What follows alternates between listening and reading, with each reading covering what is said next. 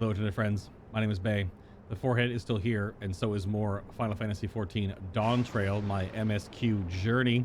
We are on quest number 73, Embracing Oblivion. Kafiwa regards you with concerned curiosity. And we get some shortcake, apparently. I trust you've gained an insight into the use of souls in Alexandria. It's shocking, I know. I was overwhelmed myself at first. I expect you'll need some time to digest it all, but for now, let's head back to the earth and sky.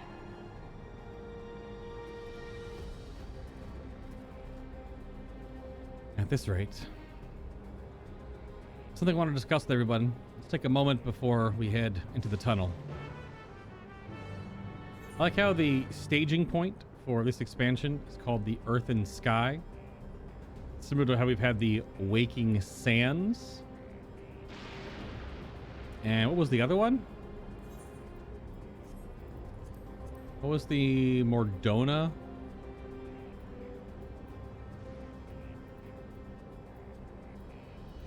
That's Rod's. It's the wrong place. That's Rogger's Reach. What was the Mordona place called again? Never had to get to Mordona on this. Oh, it's just the same one. We have Revenant's Toll, Mordona. The Rising Stones. That's right. Curious how that naming convention is sticking around to some degree. So like a bit of a nod to sort of like these staging grounds we've always had in different expansions.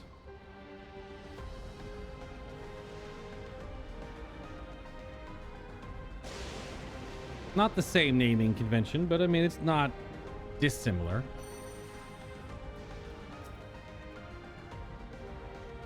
It was well that we could see firsthand how regulators are used to draw upon even the souls of fiends. I shudder to imagine how powerful Zerolja could become. What does Lamachi want to discuss, I wonder? To think that everyone has lived here for 30 years, long enough to become accustomed to the way of life.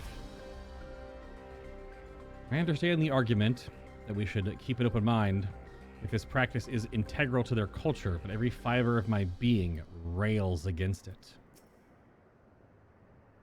All right, what's going on? What are we chatting about? I'm sorry for delaying us, but I've had some thoughts I need to share. In both technology and values, it's plain there's a wide gulf between Tuliolol and Alexandria. And while Zerolja knows everything about us, we know hardly anything about what he's become. Indeed, we haven't even seen what lies within that enormous tower, Everkeep. So here, I'd like to make a proposal. That is, we work with Chasihua and her people. It's Kaf Sihua. Right, it's the freaking, this HC makes an F sound. But it's been a while since I've heard it said in cutscene. We've been reading a lot of dialogue. We need to learn as much as we can about the enemy. The quickest way would be to join hands with Oblivion. We've only just met them, I know, and we shouldn't be too quick to trust, but the fact remains that they share our desire to stop Zerolja.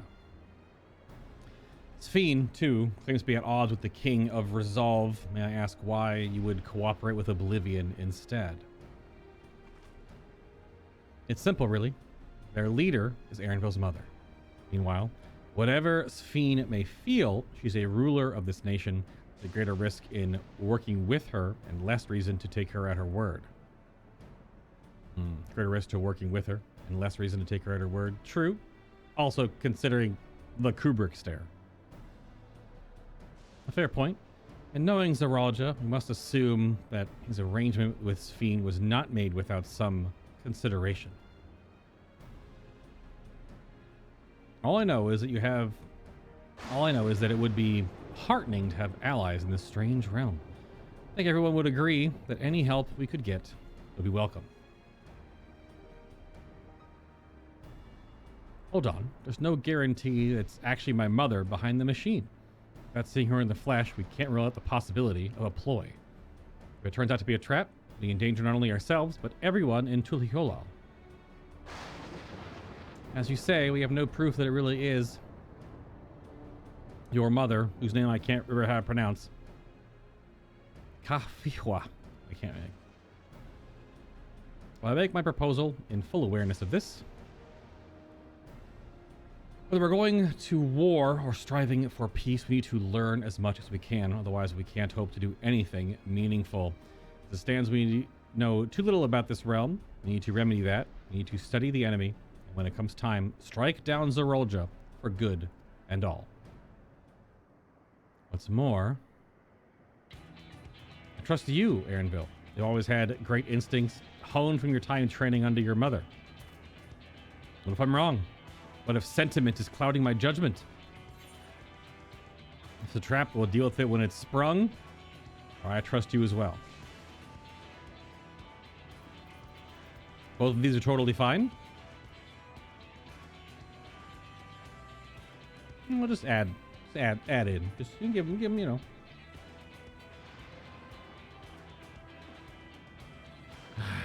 It's always the way of it with you.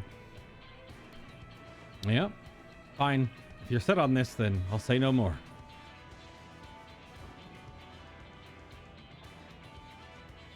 Then it's settled.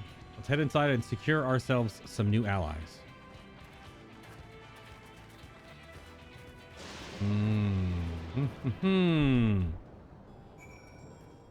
We shall see. Story has definitely taken its 2 turns. Still kind of waiting for that third.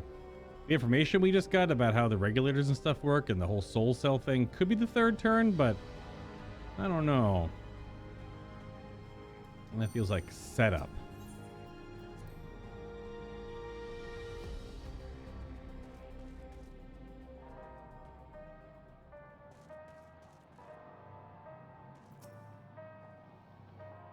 I'm all for dealing with Zerolja. We need to consider how our actions may affect ordinary Alexandrians. They're not the enemy, after all. I agree with Wuklamot. It's a gamble regardless of whether or not we choose to work with the people here, or more knowledge, and more knowledge is better than less. With the resources at their disposal, I'm hopeful that Kafihwa and her people will make great allies.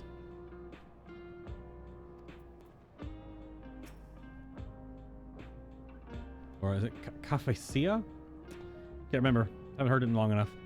The vow of resolve is possessed of conviction and flexibility both. If the tales are true, she learned much in the course of the rite of succession. Indeed. I am unaccustomed to seeing her make decisions like a ruler. Better that than her former vacillating self, though. Vacillating. Hello, Geode. You understand how regulators work now, I trust? It's one of those things that's best seen in action. Wait, we technically saw it earlier. We didn't have the context for it, though.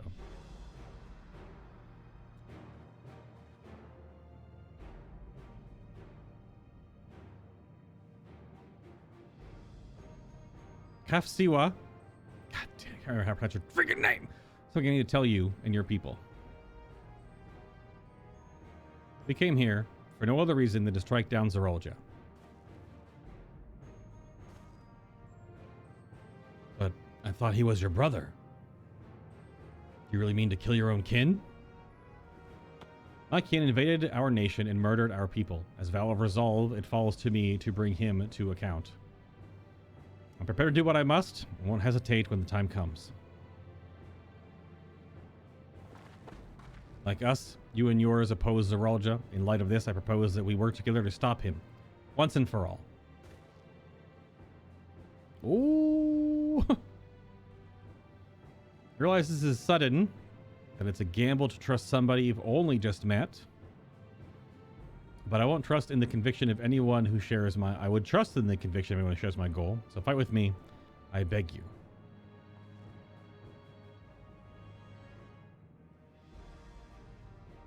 As you say, our goals align. I don't doubt your resolve, in the slightest, or the least. If you hadn't proposed working together, I would have done so instead. Truth be told, It's been tough going at it alone. While we've gathered ample intelligence, we don't have the strength to take decisive action. Besides, how could we not trust you?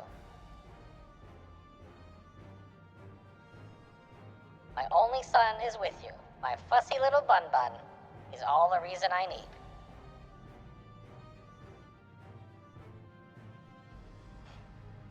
Goodness.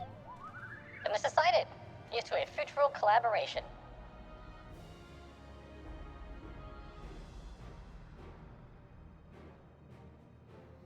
Thank you, Aaronville's mom, everyone. Together we'll achieve great things. I'm sure of it. Let's not waste any time wondering about Zerolja's whereabouts. Is there a place inside that tower? Or palace, rather? After a fashion, the king resides in the uppermost level, but while Queen Sphene has a penchant for going out in public, he seldom shows himself. What's more, his movements are highly classified. Not even his commanders are privy to that information. If anyone knows where he is at any given time, it could only be the queen. Even if we don't know his whereabouts, Zerolja will eventually march on Tuliolel again. That's when we can go after him. The drawback is we'd have to wait for the invasion to happen, innocents can be put in harm's way. There's also the possibility that he'll leave everything to his minions and not command the army in person.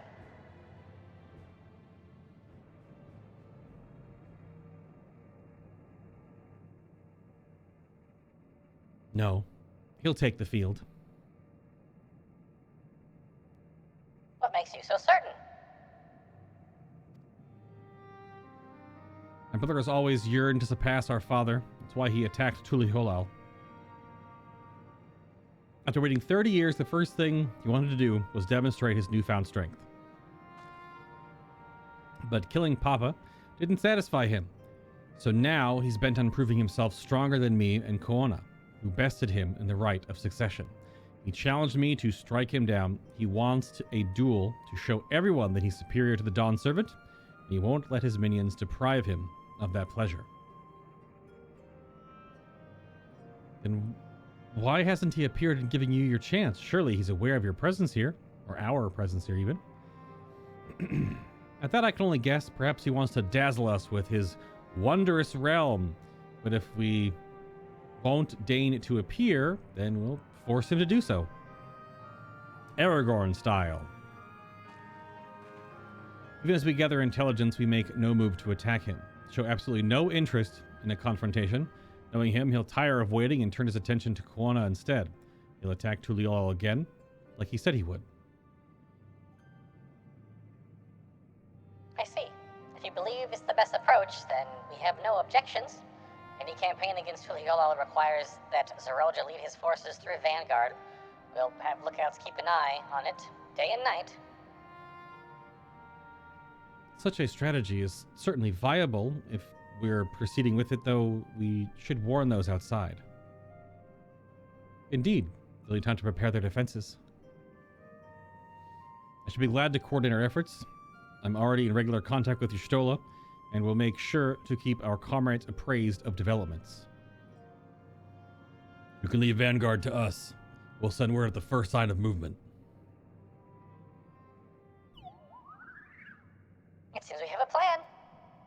We wait for Zerolja to move. You do well to prepare for battle, and it begins with familiarizing yourself with the technology that empowers him. To that end, I'll show you to Oblivion's main headquarters. Oh, I thought this place was it. You'd be impressed to know that we're located right inside that tower in the residential district of Solution 9. Hiding a tree in the forest, as it were. Only question is how to get you through the checkpoint. About that, Sphene said she'd make it so we could enter without issue. She did. Curious. She's not supposed to have such authority over the sentries. If I recall correctly, her words were that she would register us as guests. I see. Perhaps we're in the clear then. when you're ready, come and meet me at the tower entrance.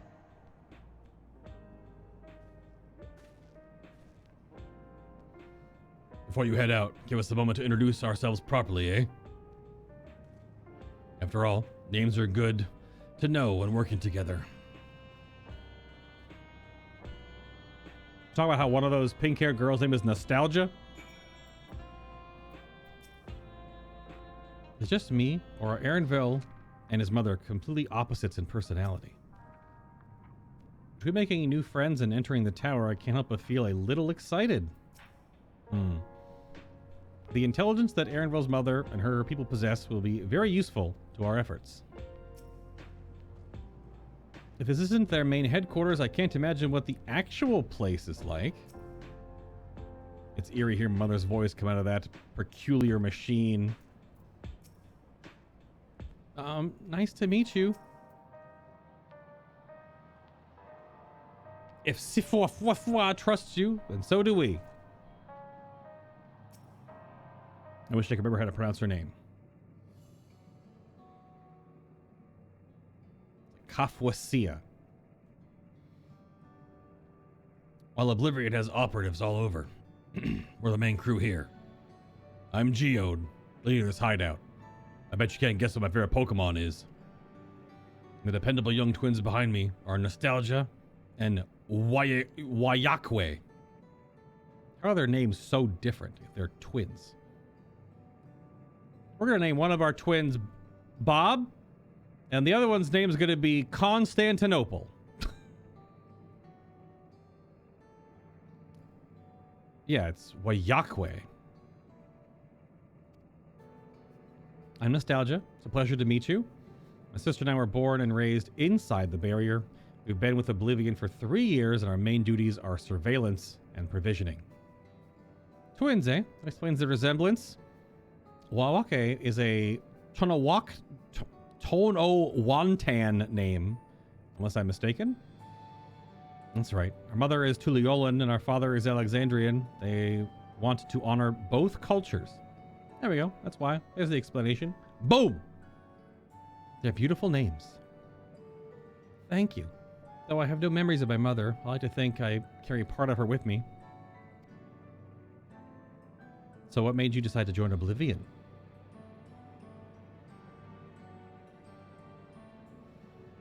Wanted to avenge our father.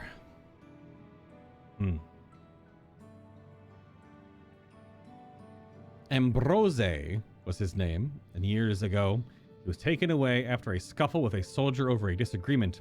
It was a minor incident, so at first we clung to hope that he'd be released, but when months went by with no word from or about him, we made the decision to remove our regulators. We had already lost the memories of our mother. We didn't want to lose those of our father as well. They've all forgotten about him now, everyone who had known him. That bastard. Even here, he thinks nothing of his own people. Sometime later, we were approached by a member of Oblivion, hoping to get justice for our father. We joined the Order. Sorry, I didn't mean to darken the mood. No, I appreciate you sharing this. Together we will avenge your father.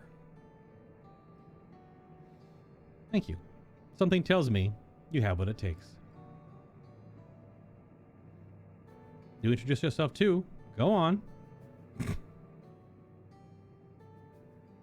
It's pretty much the same story for me, and well, mine is a Tono-Wantan name. And one of the faintest how things are outside the barrier. It's my dream to go and see with my own eyes our mother's homeland. Once peace is restored, you must come and visit. The wilds are beautiful, the food is delicious, and everyone is so nice. You'll love it. That's cute. And that's us here. You'll meet others in the back room. That's our headquarters. Some of them are a little eccentric, but they have good hearts all. Oh. And I already forgot how to say Aaronville's name again, too. Peek behind the curtain is that I had a break. I wasn't just sitting here playing nonstop. It's Elinishpia. Elinishpia. One last thing. It isn't exactly my place to say this, but thank you for seeking out your mother. She talks about you so much. It's clear how important you are to her. Triple dot. That's all. Be good to your mother while you still can, eh? Well, we'll let you go now. Feel free to use this hideout as you like. Thanks for the shortcake.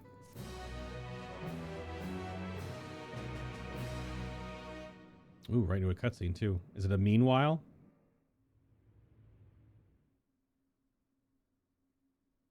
Meanwhile, in Everkeep. It was a meanwhile.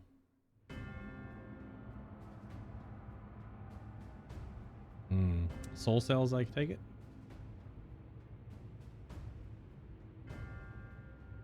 Oh.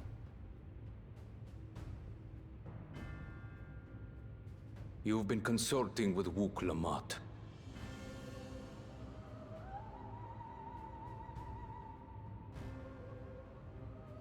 No matter. I do not know what you are scheming. But when your realm lay on the brink, you were powerless. You had no choice but to turn to me. Whatever sentiment you may feel for her, it is my power you require. Is it not? Perhaps. And yet, knowing the love that Wook Lamont bears for her people, how she regards them all as kin, I cannot help but wish to spare her the same pain I have suffered. What's more, her friends possess new knowledge. Were we to work together, we might find another path.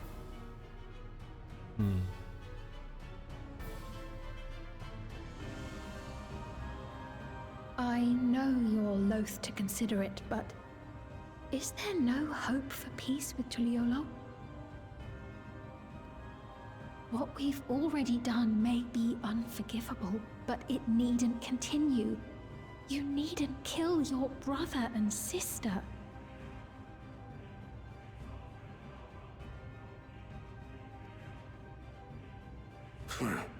I slew my only flesh and blood.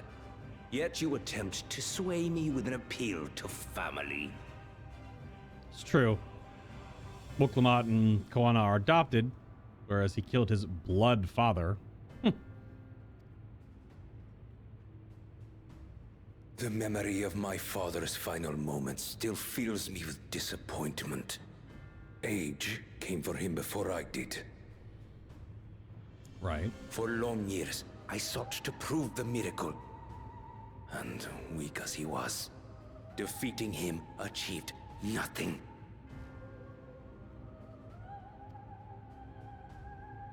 To kill them is my only recourse. Wook Lamont and Kona, who bested him as he was in his prime.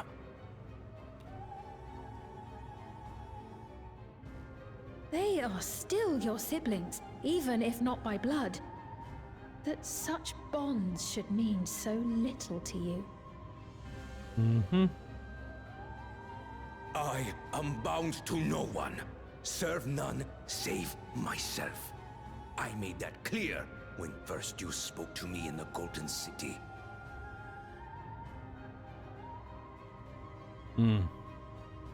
Remember, I can easily kill your beloved family. If you would protect them, cast aside any foolish notions. Your wisdom and abilities are valuable insofar as our goals align. So think well before you act, Queen of Reason.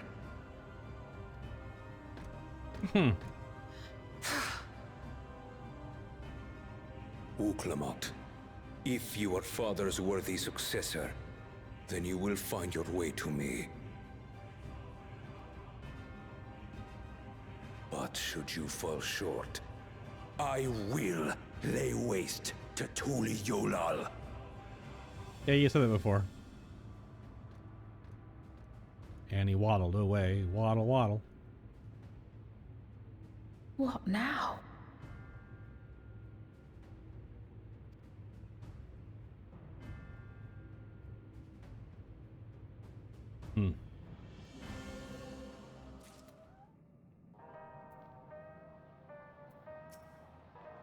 By the way, you want to watch yourselves around the mechanical soldiers roaming outside.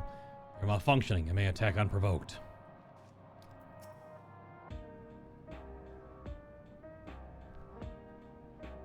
It takes no small amount of courage to oppose Zoralja and his army. The members of Oblivion must be driven indeed. Nostalgia and Mawake remind me of Alphino and myself. Similar, but so very different. We should chat sometime. Trade twin tails. At long last, we're entering the tower. Not that I'm excited or anything. Not unduly. 12 help her if she mentioned anything embarrassing.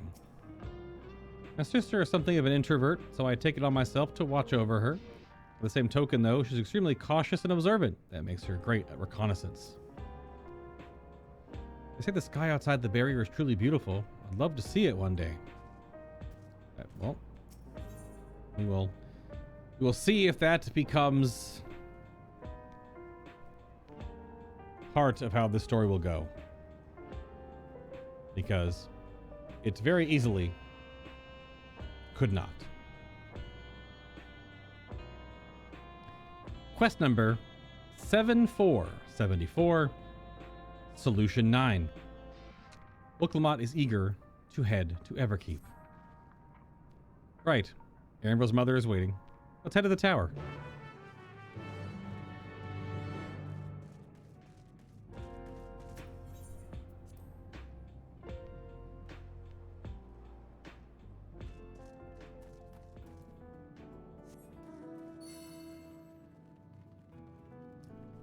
Let us go indeed. Oh, maybe faster to port? Oh, yeah. Oh, yeah.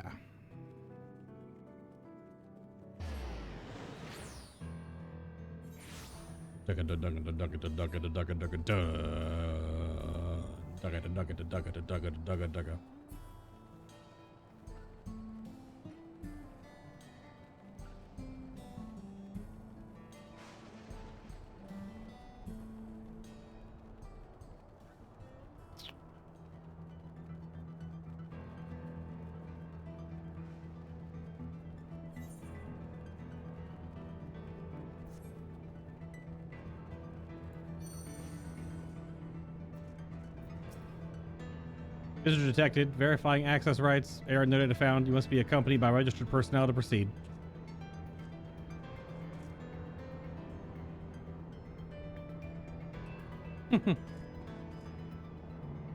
Hello, Kaf Siwa.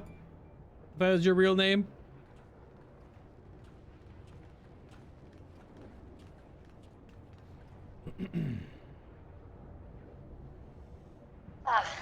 There you are. If Queen's Fiend has registered you as guest, you should be able to march right in. And if she hasn't?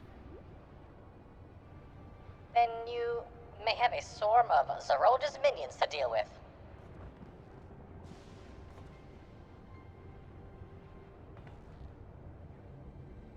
Nothing for it but to see if Sveen has betrayed us. Eh?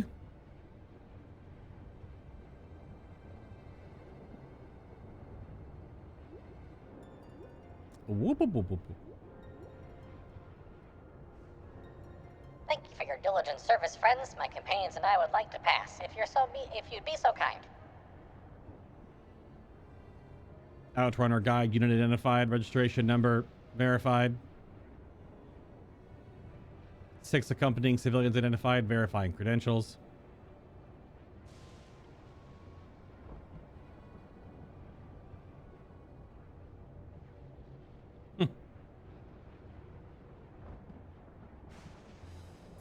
Credentials verified. Welcome, guests of Queen's Fiend.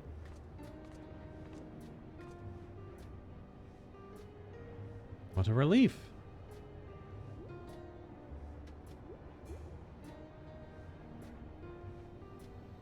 There you have it. Seems the Queen was true to her word.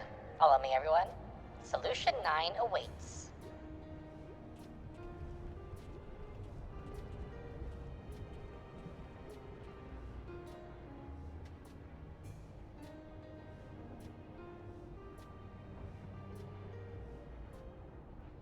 So is Solution 9 just the 6th zone, or is there still some debate zone waiting for us?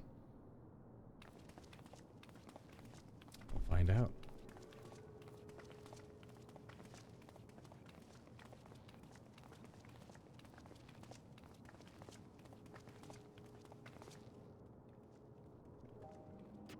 Everkeep, a tower of electrope piercing a perpetual shroud of storm clouds.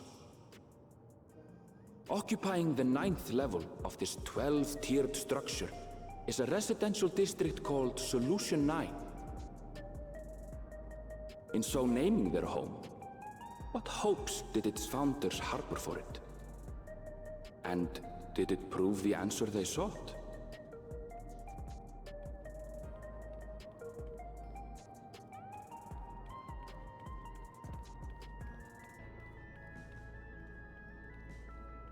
Good grief.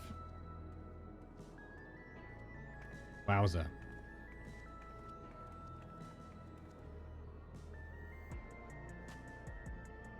Same. Spectacular, isn't it? There are more districts throughout the tower, including industrial ones, but Solution 9 is the largest. Just being here makes my head spin. Perfectly natural reaction. A city of shimmering electrope, replete with strange technologies that cater to every conceivable need. We never dreamed the light back home in Tuliolo.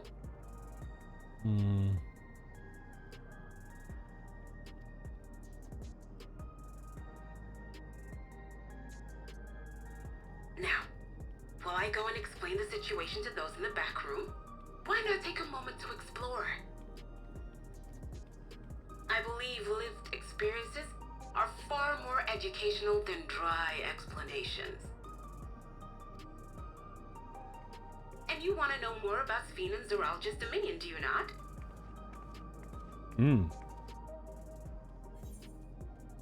You had me at explore. We need to better understand who and what we're dealing with here. Nope, you had me at explore.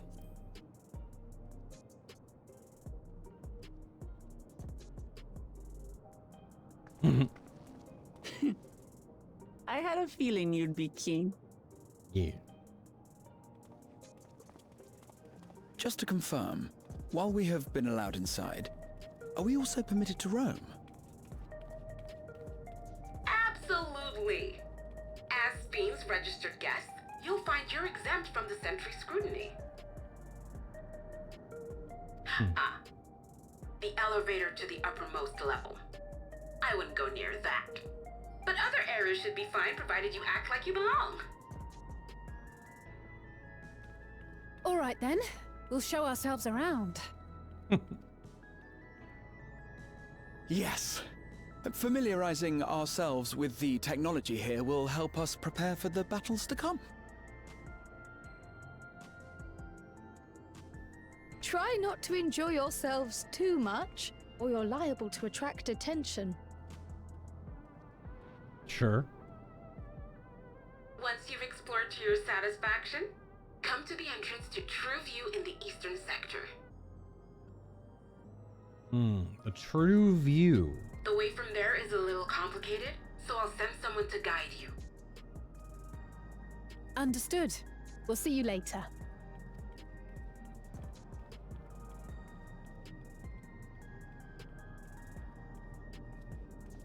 I shall speak with the residents. Perhaps one of them will recognize the earring.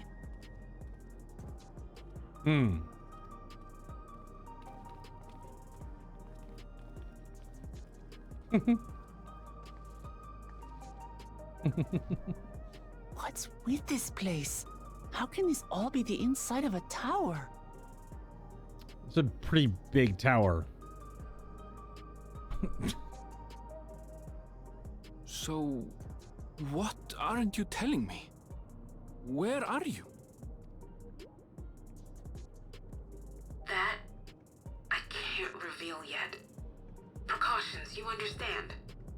Just know that I'm safe.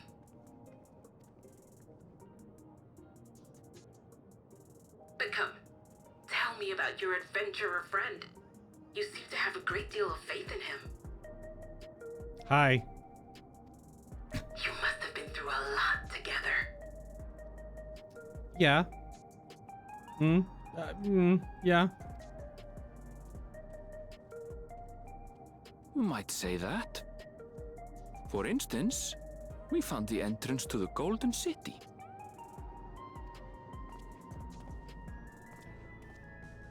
Wait, what? You did? Elneshpia, why didn't you mention this sooner? Elneshpia.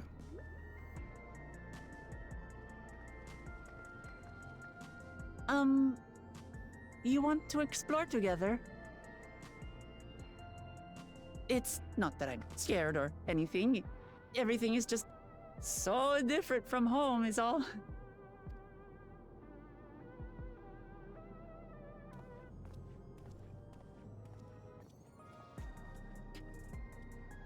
Okay. You giant 6.5 foot tall goober cat. So, okay. So this, okay.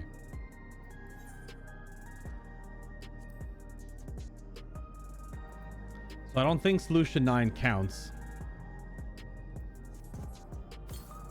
No. Solution 9 is like the area on the moon. It is a chunk off a map, but it is not. Yeah. Yeah. Okay. So solution 9 is its own thing. So there still is. It's gonna be the Golden City, right? Oops, wrong one. That's got to be Golden City or whatever the hell the Golden City is. All right. So I was really getting like weird. I was like, is it a whole other zone? But it's just like, so if you go to the moon,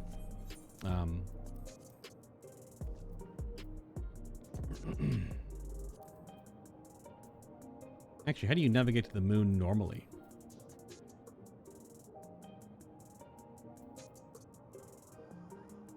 That's actually a good question.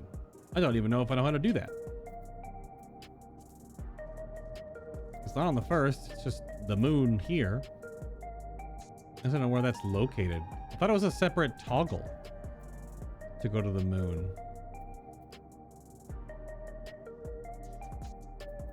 Do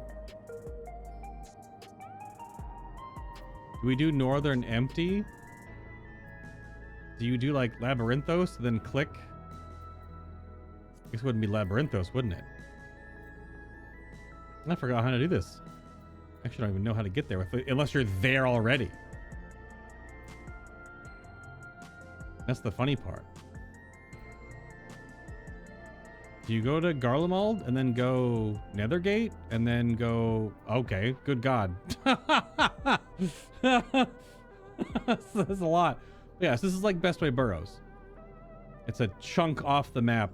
It's an extra little area. Okay, that was a lot. I had to do that. Once I started thinking down that train of thought, I had to at least finish it out. Otherwise, I would have broken my brain. So it's just a hub city. It's a little more than a hub city compared to Best Way Burrows, considering it's got... How many Aetherites? Good Lord. 1, 2, 3, 4, 5, 6, 7? And the main? So 8? Good Lord. Towers inside a tower. I see it, but I still can't believe it. For now, I say we proceed straight ahead. If we feel like we're getting lost, we can always turn around and go back the way we came. Well, I guess I could circle around and get... Yeah, how do you get... This is not a... Is like an elevator here? Takes you to the recreational zone? I mean, you gotta walk around, right? Information sender. Center. Welcome to Solution 9. Can I issue you in a package of angel snacks? They're all the rage at the moment. Angel snacks. I guess they don't sell angel snacks here. You mount? Can't mount. It's a city.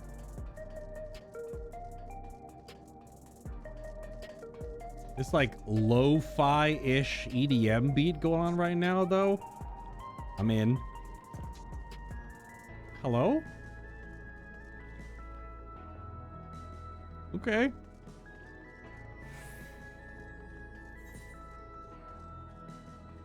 Residential radius 9 through 1. Or 9th floor, 11th section, 14th section.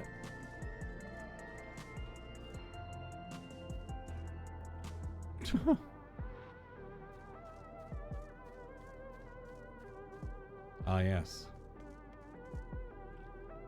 What's drinking, bud? Oh, God. Angry face. Ah, coffee. Sweet, sweet coffee.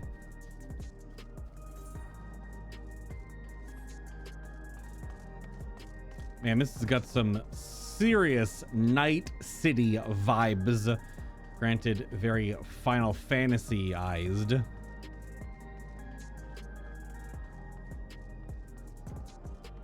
Considering. I wonder if there are actually any cyberpunk references. There have to be at least a couple, right? They can't make this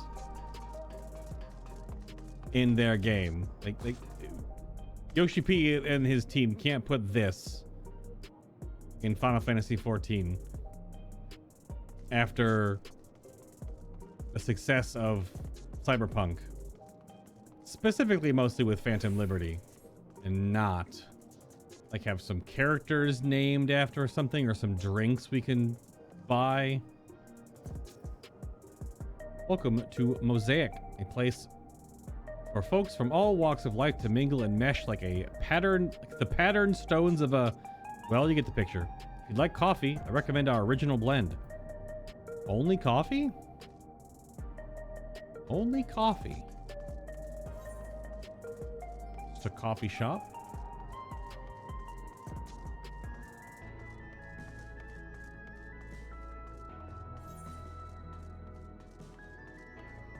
Materia Masters. This is the Nexus Arcade.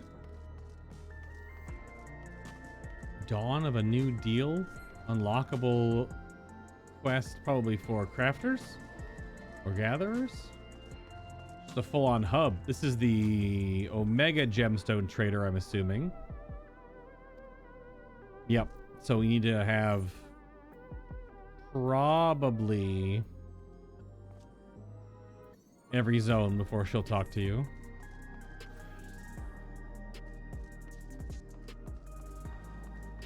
This is wild. Collectibles, appraisers, scripts, splendors.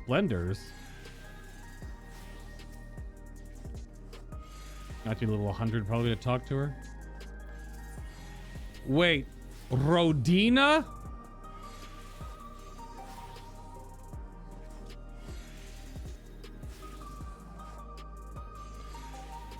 Yep. Welcome to the Rodina Consortium. We stock only the finest goods and choicest curios. Feel free to browse. Yep, so that's her third shard. Reflection, whatever. That's the summoning bell. The little kiosk. That's freaking adorable. This is quite neat. Too bad it's all run on recycled souls of the dead. Or at least in our story it is right now. We'll see if that changes, I suppose.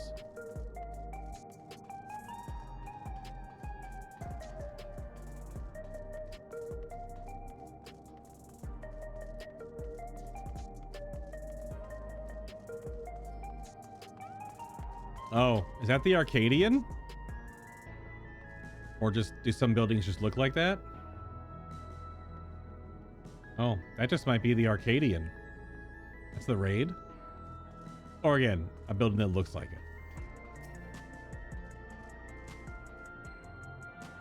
Yeah, stand over this pit of complete doom. Yeah, it's got invisible force fields, I guess, but...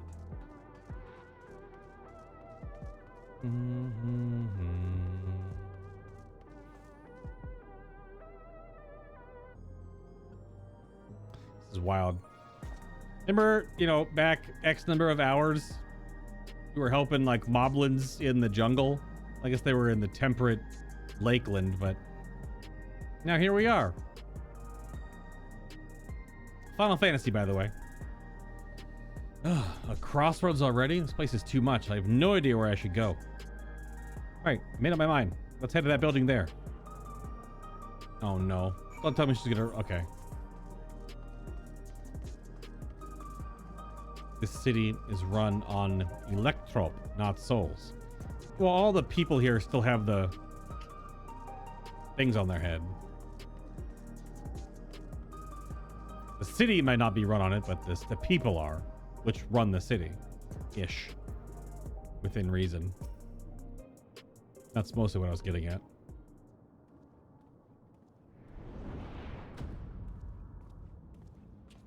Oscorp? Ah! There you are! Lamati! Still don't know about you, small 16,000-year-old woman.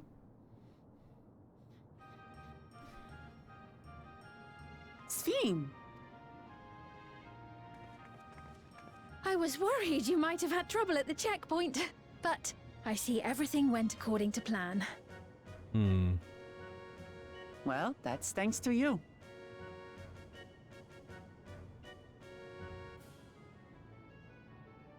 Now, I know you've scarcely arrived, but I have a request to make of you. Oh, a request, you say? I like how to dignify that with a response to Stora. Let that die in chat. Yes, an important one.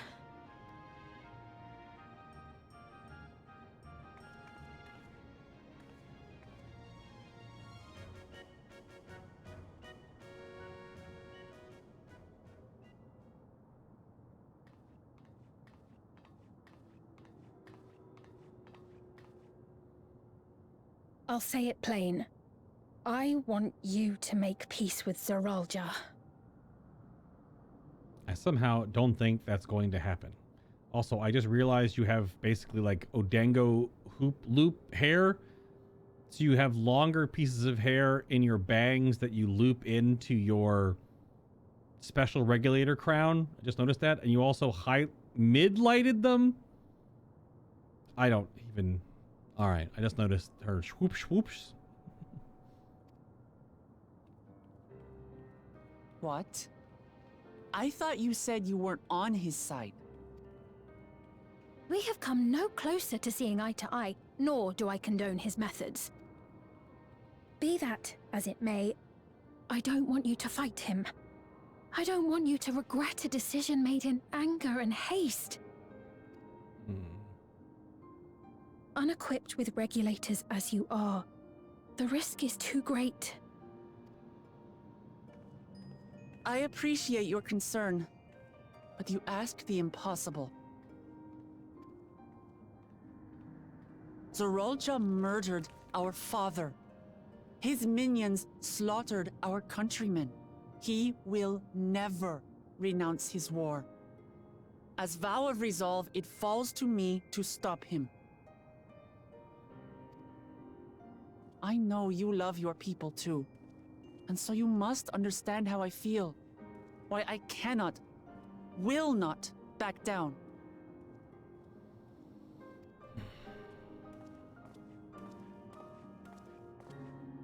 I do understand. All too well. Let me say only this then. Zeralja will use any means to win. If you would protect your people, return to them at once and prepare. Prepare as best you can. It may ring hollow coming from the queen of an enemy nation. But, unlike me, you still have the power to determine your own fate. Is Zeralja connected to, like, her systems or something? And if he dies, will that screw something up for her? I love like the barcode motif or the QR code motif going up the walls here. It's cool.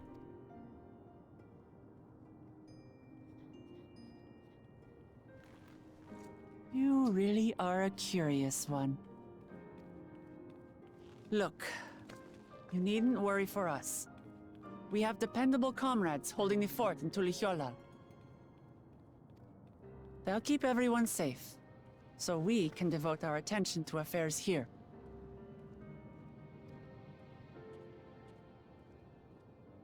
Please.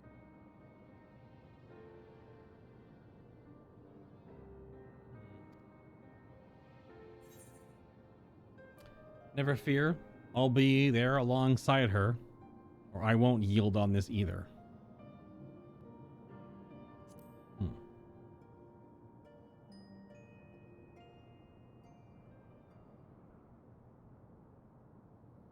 So you have comrades on whom you can rely.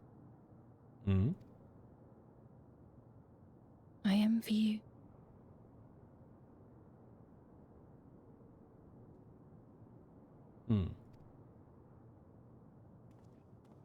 You know, we'd like to learn more about you. About me? Yeah, are you 16 or 16,000? To be frank, we're still not sure whether or not you're trustworthy. Indeed. So, if you have a moment, would you show us around the district? That way, we can get to know you better. You're asking me, the Queen, to show you around?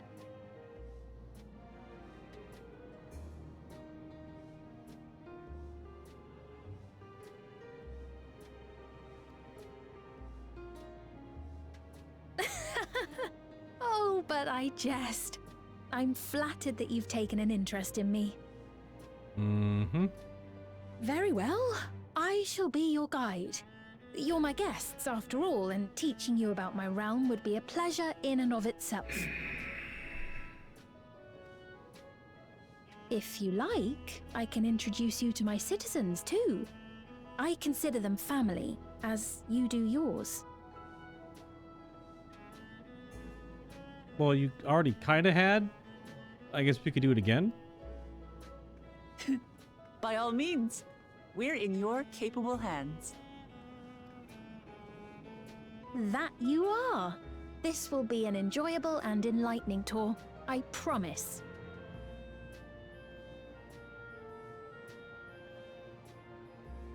How many flags we up to? 8? 9?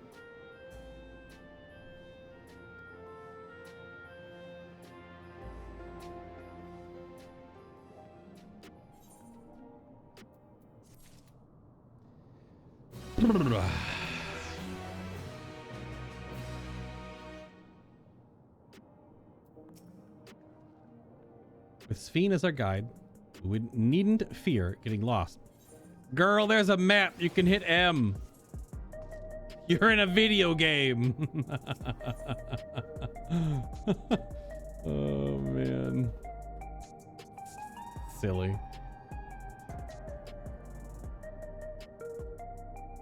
Right then. Quest number 75. The Queen's Tour. Queen Sphene stands ready to take you on a tour of Solution 9. Standing at all not... I don't know. Is it cute or sinister? Dun dun dun. I don't know. Let's begin, shall we? I must say I'm really grateful. This place is so vast and confusing I didn't even know where to begin.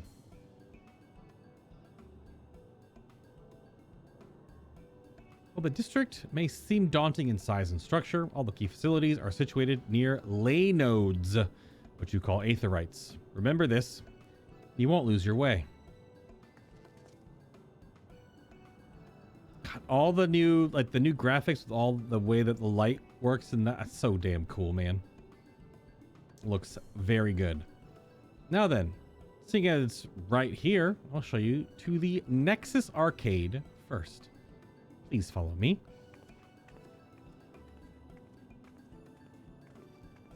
Your dragon horde might be growing, Destora, but you realize you're going to use hundreds of that in 2 weeks. So it has to grow to a certain point so you can lose 70% of it.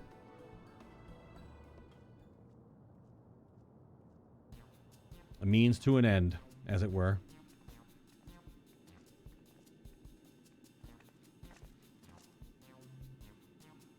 Hello.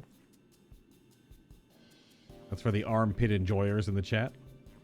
This complex is home to all manner of shops, from food and daily necessities to technological conveniences. You can find most everything here. Everkeep's interior is vast, as you've observed. This arcade makes it possible for people to acquire what they need in one centralized location. Amazing. They may have took the feedback from people not liking the previous city with having the 2 different rows of having to go back and forth between vendors. I don't know. Looks like all the vendors are right here. How do you get to the upper levels? I don't see stairs. Ah, teleporters. You see the glowing pattern over yonder? It's an automatic conveyor. It just simply disassembles your entire being and then reassembles it up top. Nothing nefarious or anything, of course not. Such contraptions are found throughout Everkeep, allowing us to swiftly move between faraway places. Or they're like the conveyors in like the Jetsons. Only the old folks will know about that. That will spare us some walking. Are they also made from that strange metal? What's it? Yes, the conveyors are powered by electrope. As a matter of fact, the ore is integrated into just about everything in Everkeep, even the floors and walls. Yep. By etching arcane circuits upon it, electrope can be used to convert lightning energy to those of other elements. In doing so, we achieve various effects. For instance, a conversion to wind produces flotation, which is required for the propulsion of our flying vehicles. A conversion to fire, meanwhile, produces light and heat and is employed in devices such as street lamps and heaters. There are even self-heating cups that keep your drink warm. All right, you got me. Out of everything else, you got me. A cup that keeps your drink warm. Now, if you could make technology that keeps it cold, that's probably the harder one. A heating element is okay. A cooling element, not so much.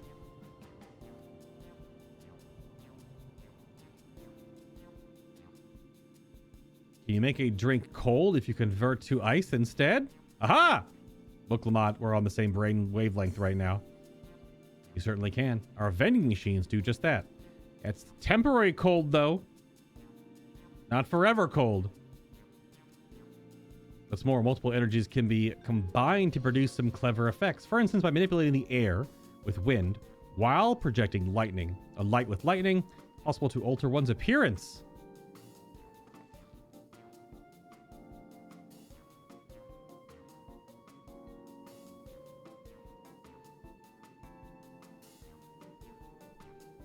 I need like a tiny flag to wave. like just to hold up a flag.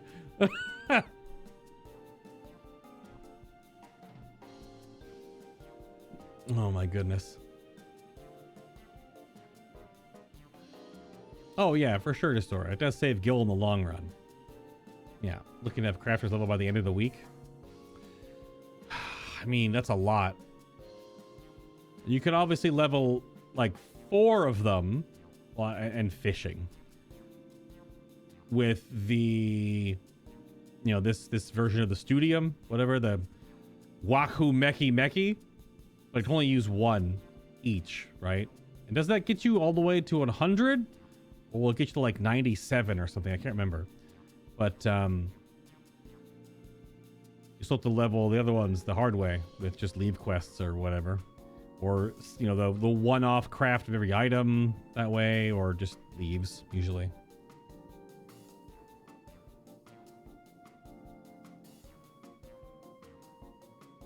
Nice. Yeah, and the bicolor gemstone farm really doesn't seem that bad anymore.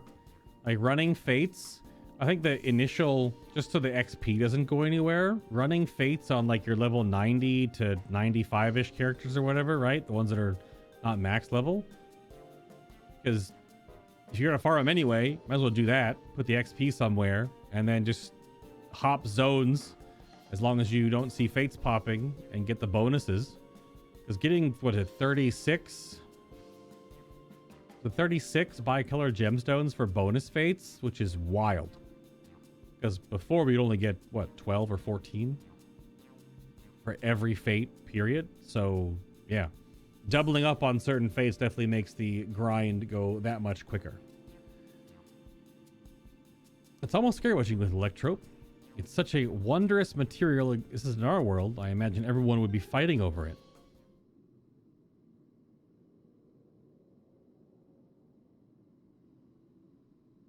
Oh.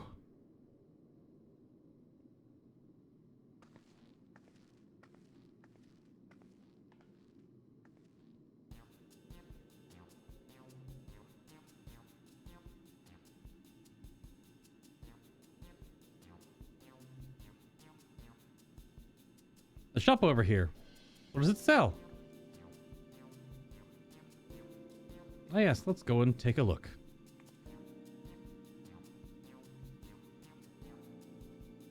I dare say you will find it interesting.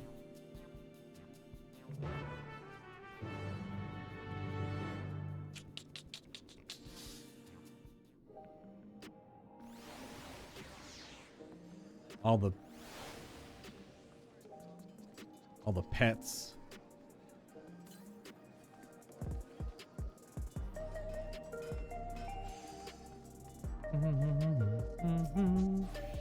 Welcome, sir. Care to peruse today's selection?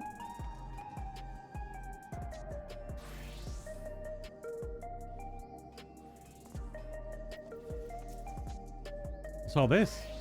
I mean, it looks like space food. Yeah, get them levels.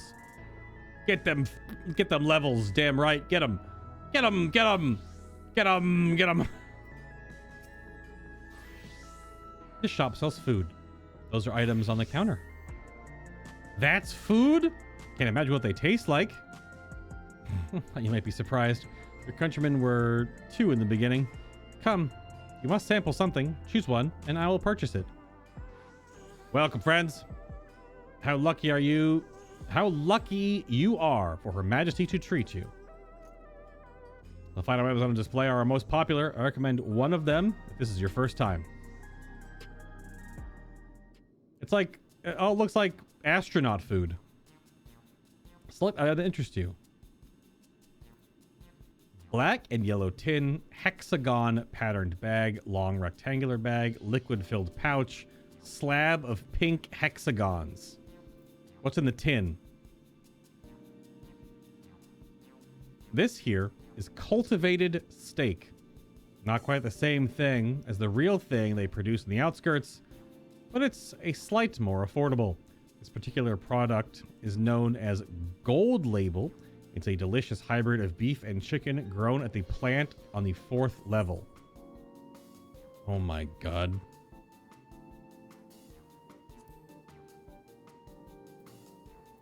Well, you know, I say I was looking for a cyberpunk reference.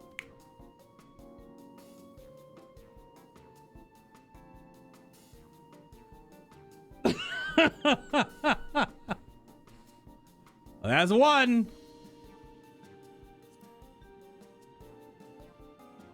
Ah, yes, the salad paste. Designed for those who are concerned about their figure. With its blend of 9 varieties of vegetables, it'll help your effort to slim down. Fashion models swear by it, and youths can't get enough of the stuff either. Oh boy, the salad paste. Keen on the perfect meal bar, are you? It's all the nutrients your body needs packed into a single foodstuffs. Oh, it's Soylent Green? The flavor is formulated to never taste dull. With one bar will satisfy you for a whole day. Many folks prefer this to taking multiple meals.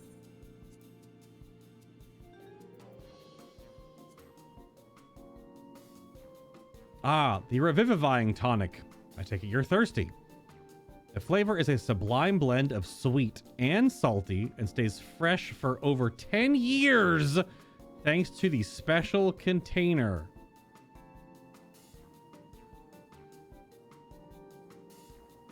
Has science gone too far?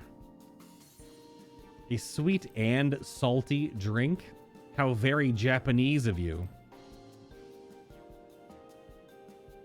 Just a souped up protein bar? Yeah, it's beyond meat. Yeah, exactly. There's a vendor here that sells a mount. Is it like the World Quest mount or the World Boss mount? The synthetic fruit pellets. That's our best approximation of the taste and texture of grape.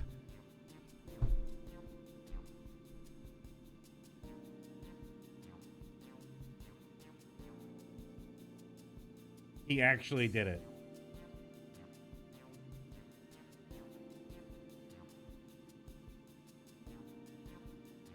They actually did it.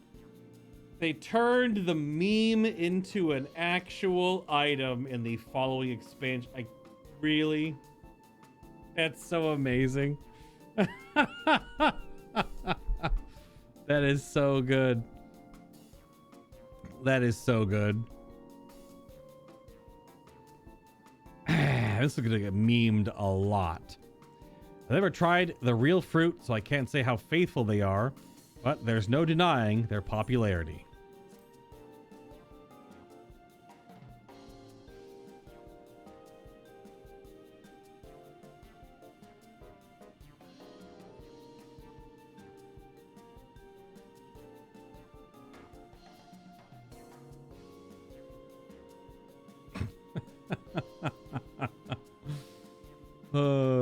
Okay, it's pretty good.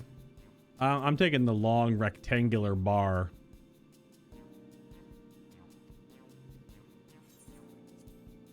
Yeah.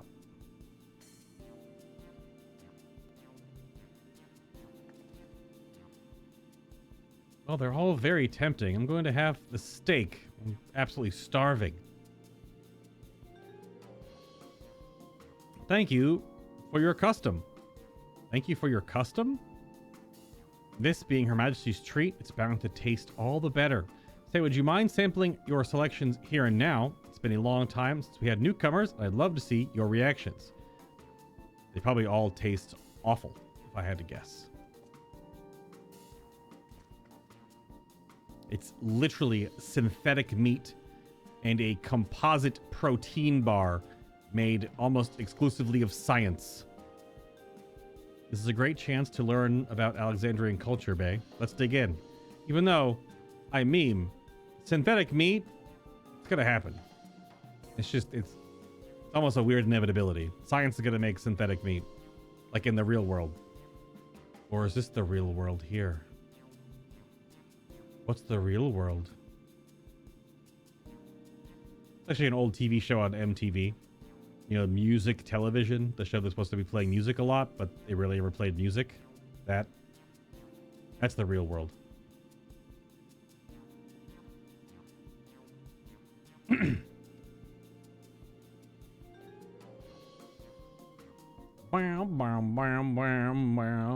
All right, here I go.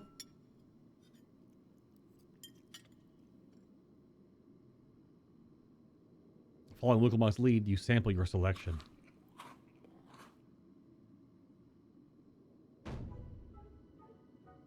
Amazing. I've never had any meat like this before. It's tender like chicken, but flavorsome like ronique, and the spices give it just the right amount of kick. I could eat this every day. Curious. I don't mind them. They're just happy to see your honest reaction. And how about you? I have no idea. It's fantastic. It's pretty good. It's interesting.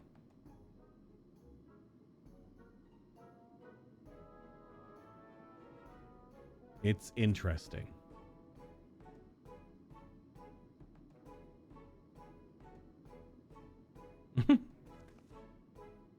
We love it.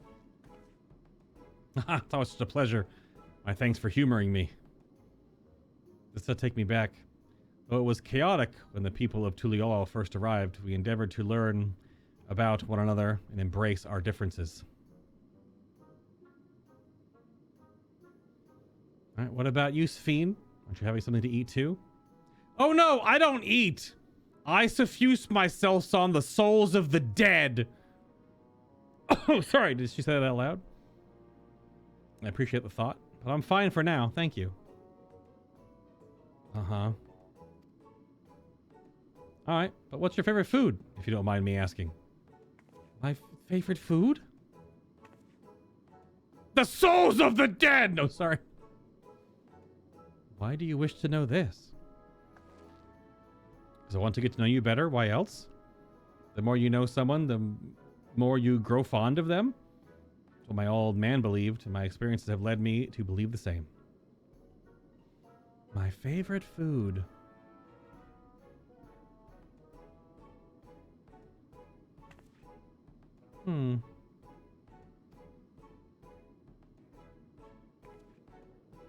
Is it such a difficult question?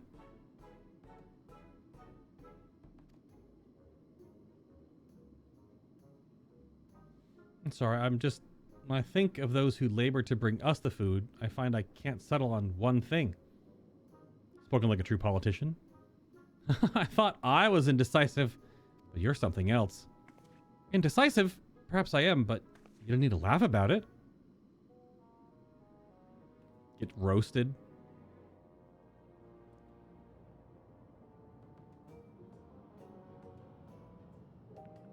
What's up with the tiny Mamulja baby? Creeping in the corner. You little creeper? What the frick? Bum bum. Favorite food is a question I may never be able to answer.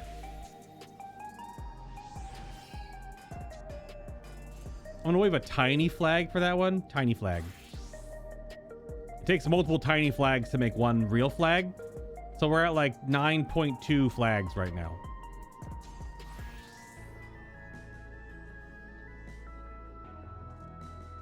What's in miscellany?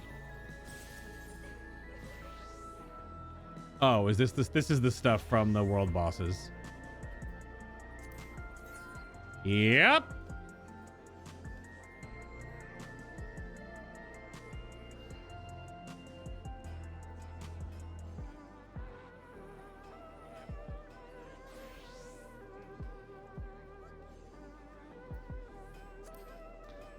What's the mount?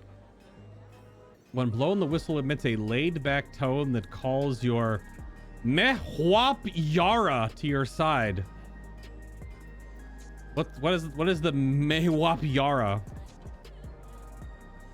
I know the Pukas have like posts about them now, I'm sure.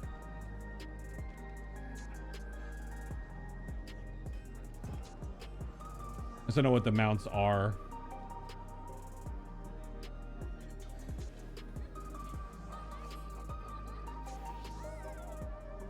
So is there one for Gil as well? Where would the Gil one be sold? At the regular merchant? Items?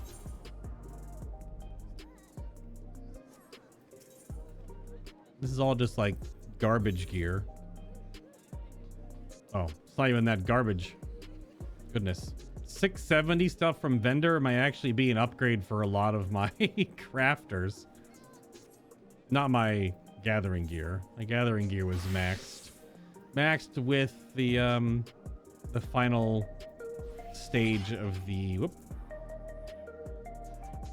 final stage of the relic weapons for both of them, which will only really help with the collectibles, but we have to get a lot of collectibles in this initial. So I don't know if these would actually be better than the initial weapons. It might not work after like with 3/4 of the way through. But yeah, this gear is all set. My crafty gear is way back. way back. I didn't really ever craft stuff. I gathered quite a bit. The Air Wheeler Dealer.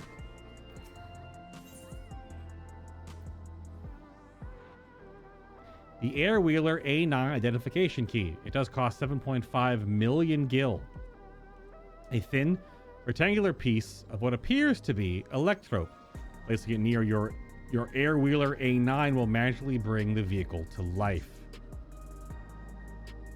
So is it just one of these motorcycles? I'm assuming that's the Air Wheeler. You just get one of the motorcycles that the dudes were riding around on and fighting you with, without the gun. Without the guns. Yeah. 7.5 million, 7.5 million, kind of up there. Just something to pull some gill out of the economy. Don't you know? Don't you know?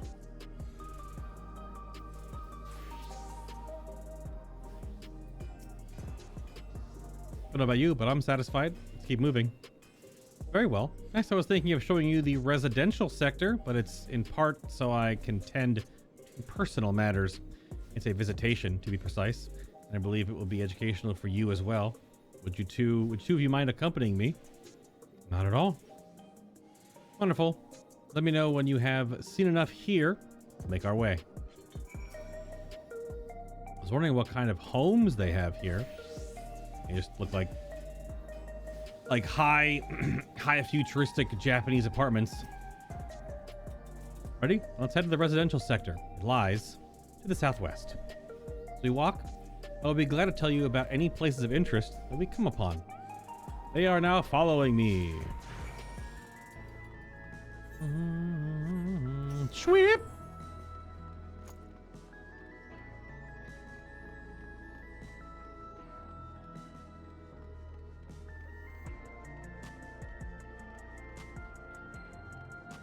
Tokot?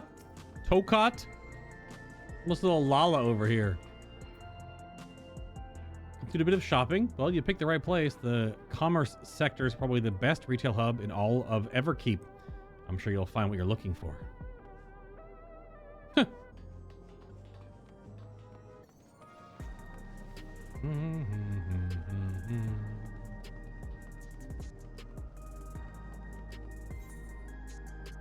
No talking blobs anywhere. Just the main blob. That meat was so good, I have to get everyone at home to try it. Was it really good though? Very curious. This is Mosaic, a cafe. Here you can buy drinks to enjoy while you relax. I see. In Tuliholal, there's a similar establishment called Gibraltar. That's seashell in the local tongue. Oh, I'll call it that all day. Is there a story behind the name Mosaic? There is. In our continent, the races are named for stones. There's the Hyune, who resemble some Tonewata. The tall and the graceful Eldite, Eldite, the diminutive and affable Milalia. The Milala. I guess that's the Lalafell name. So humans, elves, Lalas. We all gather here. They appear as a mosaic of colors. Thus did the founder choose the name to name the cafe. That's nice. They serve tacos here. It'd be perfect. Tacos? A traditional Turali dish, one of my favorite foods. You must try it one day. Yes, definitely. So either she doesn't eat, isn't real, or like she just sucks up energy from her kingdom or something. Something is going on there. She keeps having all these weird reactions to small flag. All these weird reactions to food. Like it's some like foreign thing to her. So, I don't know. She might be like an android or something. We'll make it happen once we restore peace to Tuliolal. Right. let's continue on. Have you eaten these tacos before? Tacos? For Lamachi to recommend them so highly, they must be delicious indeed. We'll do some tacos at Seashell. The three of us. I don't know if that's gonna happen.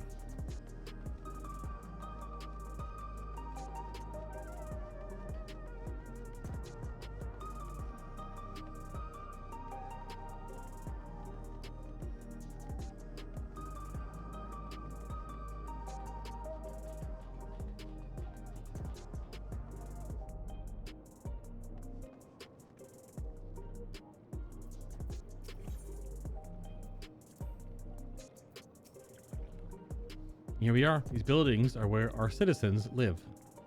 They're massive. Each one is bigger than the palace. They have to be. Just about all Alexandrians have apartments here. Lest you wonder, I'm here to visit some people. Their apartment is in the building on the left here at the residential radius 914. Residential radius? That's right. Come. The door is open automatically. I do feel like the district. The people worked hard to build it, paying attention to every little detail. You really get the sense that Sphene loves her nation, don't you? Yo, what if she's a primal?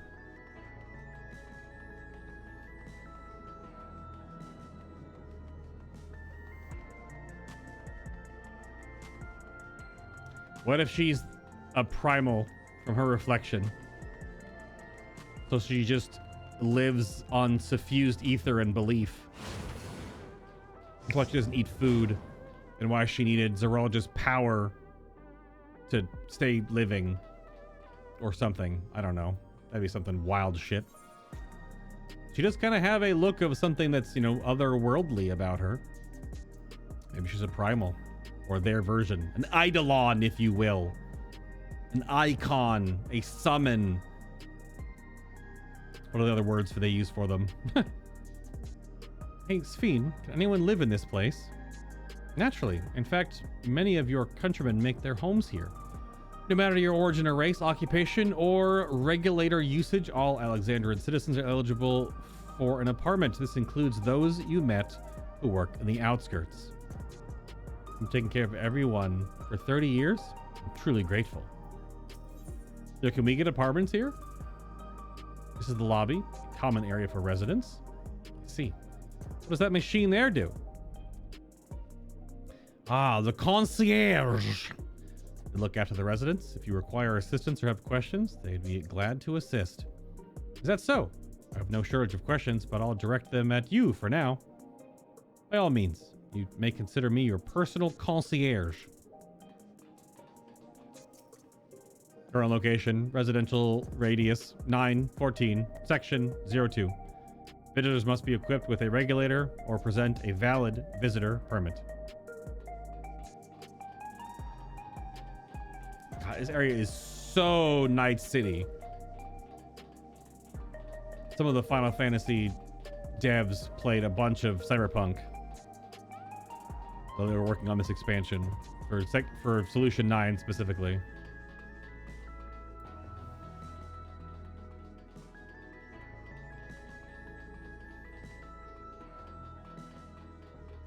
A bunch you can just walk around in here too.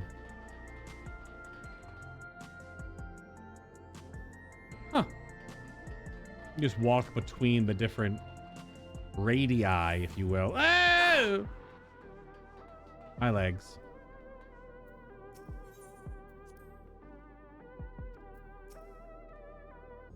This is the place. A mother and son live here.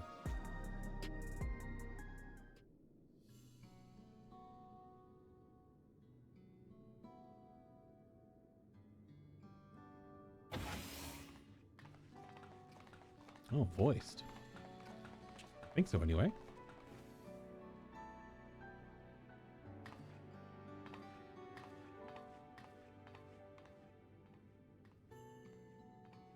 Dude, this is a regular apartment. Not voiced. Hello, Isadora. Your Majesty, you came. I have friends with me today. Is that all right? Of course, friends of the Queen are friends of ours. Please make yourselves at home. All right.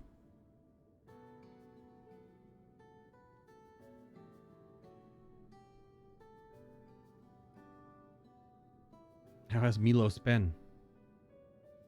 There's been no change, but the symptoms are thankfully mild today.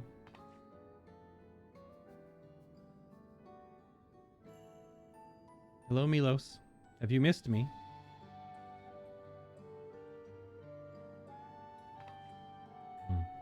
My son was born with Levin sickness, a severe etheric imbalance towards lightning.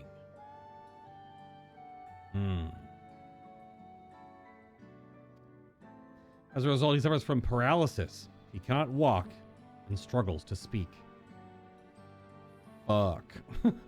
For a blessing, he still has his hearing, and even on bad days, he can communicate with his eyes. I see. Sphene visits often, does she? She does. Milos simply adores her. He sometimes even manages a smile when she's here.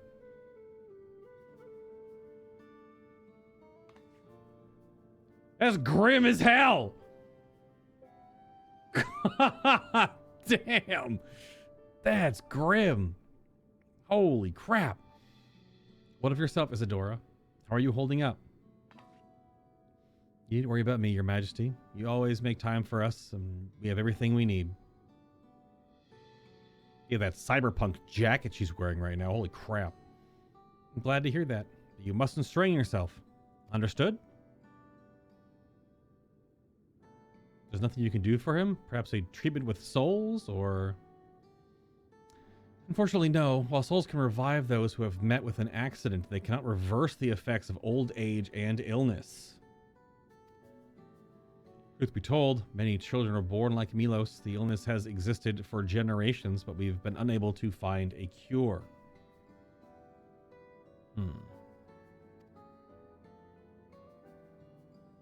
The cause is quite clear, though. The excess lightning in the environment. It's no coincidence the number of cases has risen dramatically these past 30 years.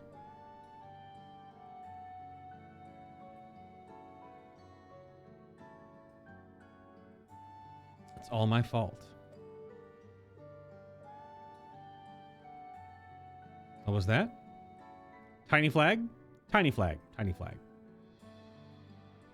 I'm sorry, Isadora, but I must get going. I promise to make it a proper visit next time, with treats to share. No need to apologize, Your Majesty. If it weren't for you, Milos and I wouldn't still be here.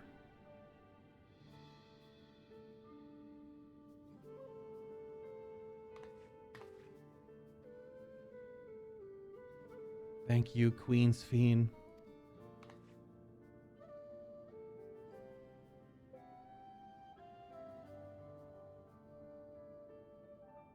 My pleasure, Milos. I'll be back soon. So be a good boy for your mother and for me.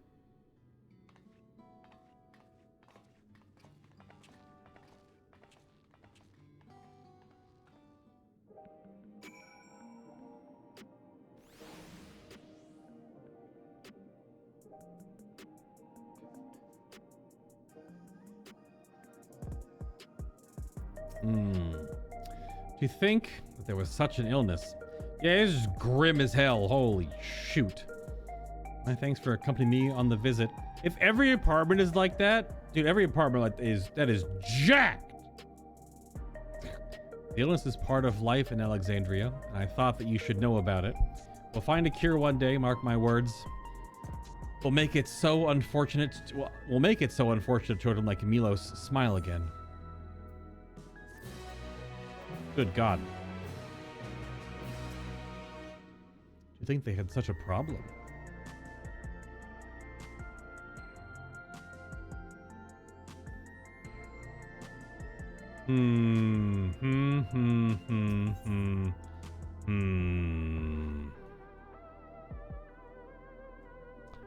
Very interesting.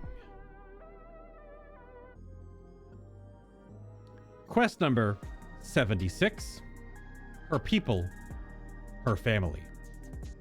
Having recomposed herself, Sphene is ready to continue the tour. Well, let's continue the tour, shall we? Look, you obviously have duties to attend to, citizens to look after. You can stop here if you like. No.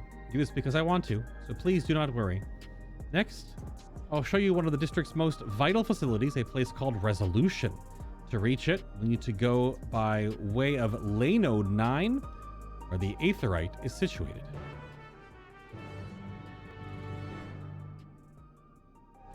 Indeed.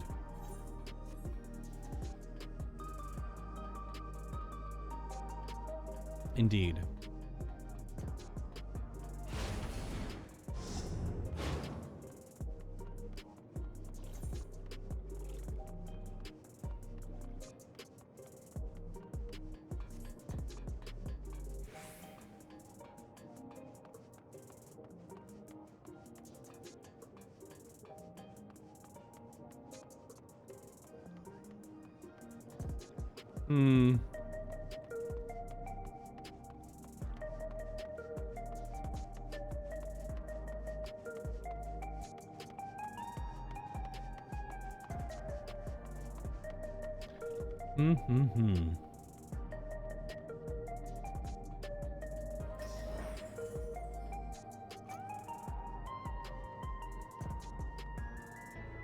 We're running. We are indeed running. Excuse me.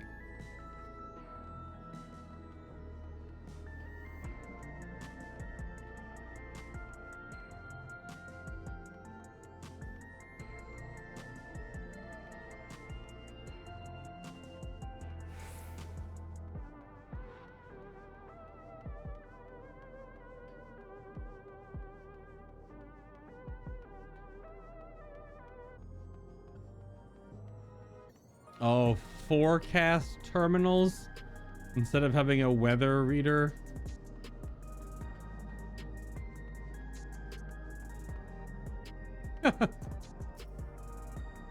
Thank you for accessing the forecast terminal, acquiring meteorological data. That's actually hilarious. This is for fishers, pretty much. Use this for people that fish, because only certain fish only in certain weather situations. How do you know when it's going to do this, though? Is there math behind what this means? Like, this is within X time? Or does it just mean at some point clouds will be wind? I'm sure it's all on a certain rotation that players have all figured out. I don't know if it's super random or not. Baby Torgo!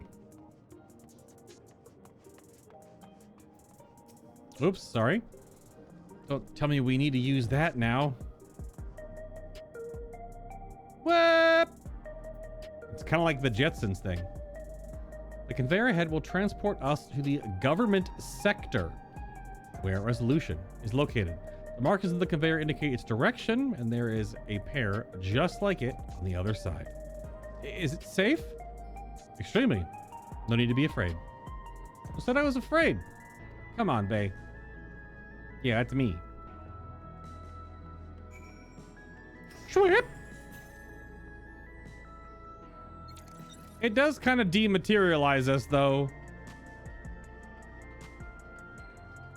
Oh my god, everything in this game is always so big and open and vast.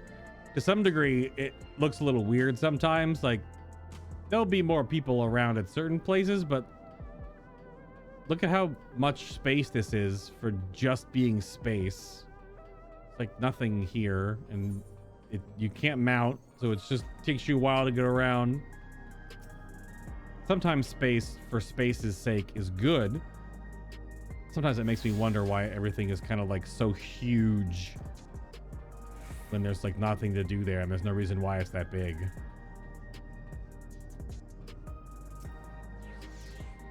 Nothing to it, eh? A child's amusement ride. Here we are. Resolution, the operational heart of Solution 9.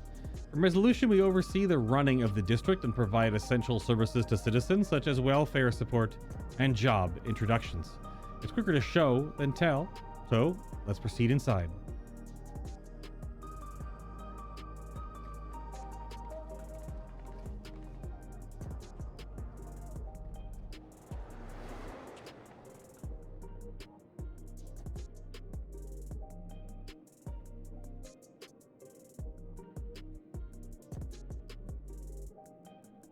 It's got big cyberpunk Shinra Strange vibes. contraptions everywhere you look. Suddenly voiced. Goodness gracious, I didn't even realize. What's that?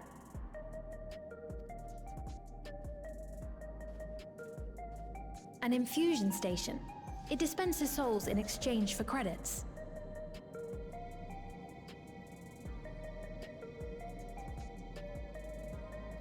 Through hard work, citizens can obtain the peace of mind provided by spare souls. It's the way of life for Alexandrians and has been for quite some time. But I imagine it must be difficult for outsiders to comprehend.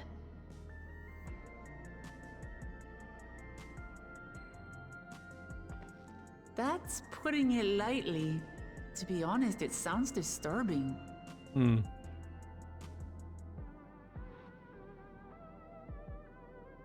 Oh god. Still, I won't dismiss it out of hand. Practices like these don't arise from nothing. Why did she react so... to... There's a reason why your culture is the way it is, and I'd like to understand. Won't you tell us some of your realm's history?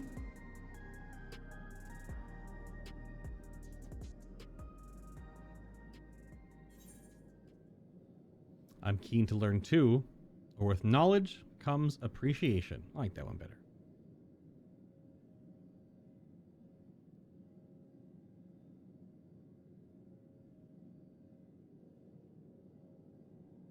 Very well. Be warned, though, that it may take a while. Let's do it.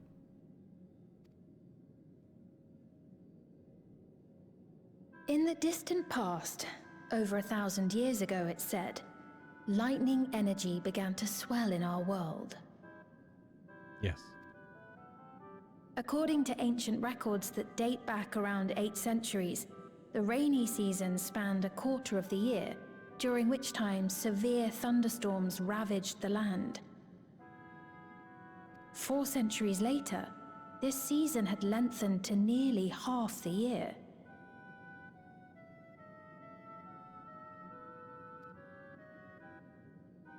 The trend continued, with our ancestors spending longer and longer languishing beneath storm clouds. Crops failed, and livestock starved.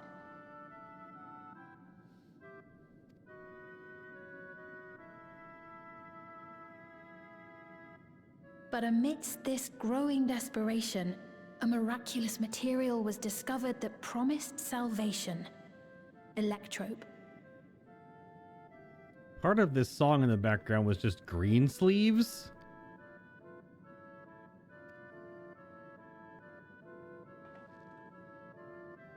The stuff that's used everywhere here.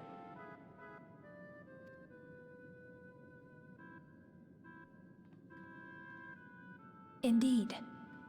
One day, when out inspecting a forest after lightning had caused a fire, a villager came upon a curious black ore none had seen before. Testing revealed that the ore possessed a singular property. It could store lightning and convert it to other energies. In that instant, the scourge of endless storms became a blessing. Okay. Dubbed electrope, the ore found use in myriad inventions and dramatically improved people's lives.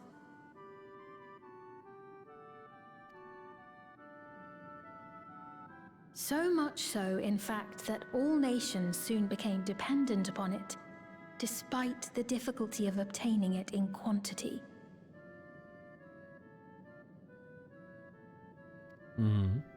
Supply was chronically scarce, and when nations couldn't meet their needs with their own deposits, some resorted to taking electrope from others. Yep. Fighting was isolated and sporadic until electrope came to be used in warfare.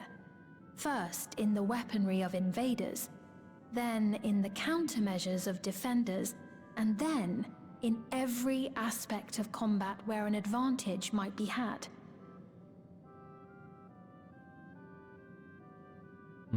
This served only to exacerbate the ore shortage, leading to further escalation. Before long, the entire world was engulfed in a terrible war known as the Storm Surge.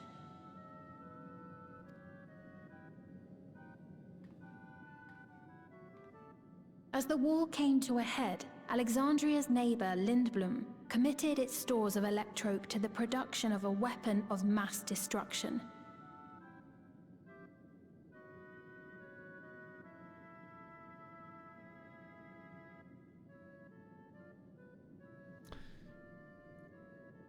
Is she speaking from history lessons or because she was there? Meaning she's over 1,000 years old. How is she living that long?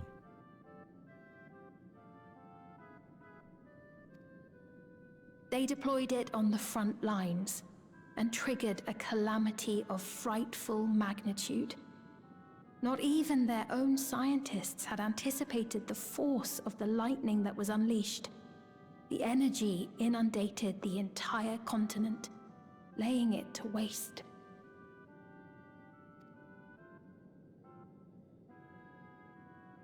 So that's how your world came to be this way. Or is she the weapon?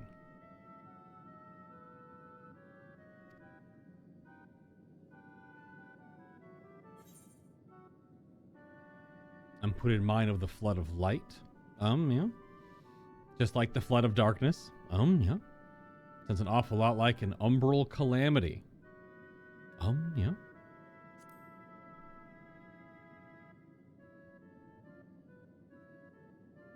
You truly know a great many things that I don't.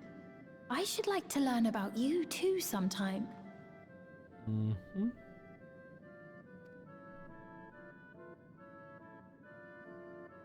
But to continue the tale, the people of Alexandria had already lost much to the war. They lost almost everything else to the Levin. Those who survived bore deep scars, tormented by the memory of loved ones taken too soon. Though they yet lived, the cruel specter of death was with them always.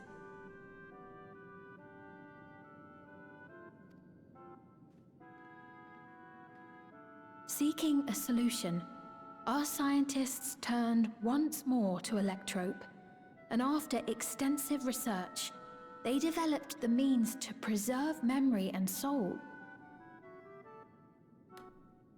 Just like that. Physical death isn't the end. So long as our memories endure, we may live on. This belief sustained us then, and it sustains us now, granting us comfort. That's quite a tale.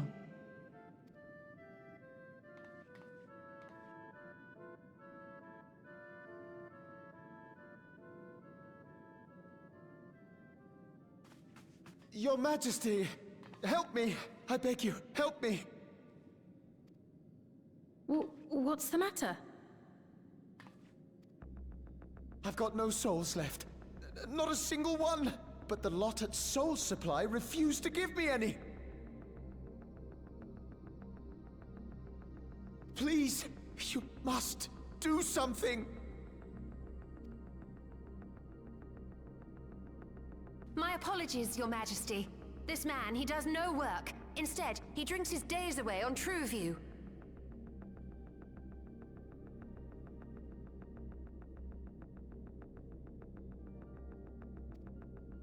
He has only himself to blame if he has no credits for souls. That's not true! I'm a fighter at the Arcadian. Or rather, I was. Oh. I guess the raid is directly tied in some way to the MSQ, opposed to like the previous raid series, which was only tangentially done and mostly tied to ARR. Interesting. I haven't been allowed to fight because of the King's decree. It isn't my choice. I see. You're a brave warrior of the arena. I want to help you, I sincerely do. But I cannot give you preferential treatment. I saw the Kubrick stare come back in there just ever so slightly. Small flag. Open up the Arcadian again, so I can fight. I'm sorry, but that's not my decision to make. The king requires feral souls for war. He doesn't wish for them to be expended on amusements. You're useless! A queen in naught but name. Yikers.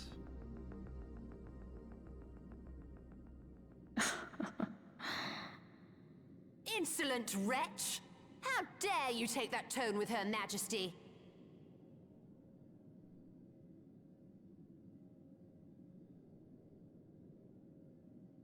I'm waving a flag. It's quite all right. Such things don't bother me, nor do I think ill of this man.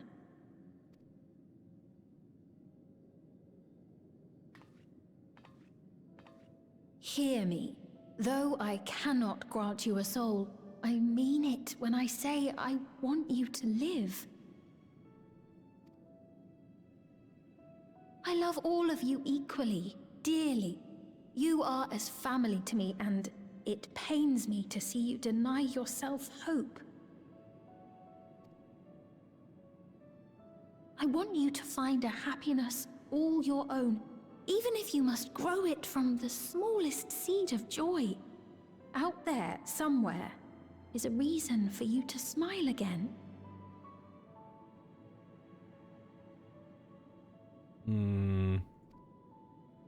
We all need to vent our frustrations from time to time. I will always be willing to lend an ear. Yes, Mum. Of course. Even without a spare soul, I suppose I'm fine as long as I stay in Solution 9.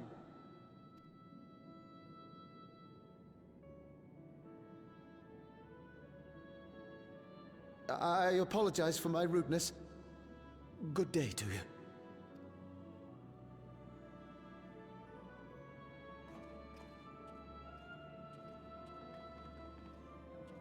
Keep your chin up, my friend. And when you feel better, I'm sure you'll find another way to apply your talents.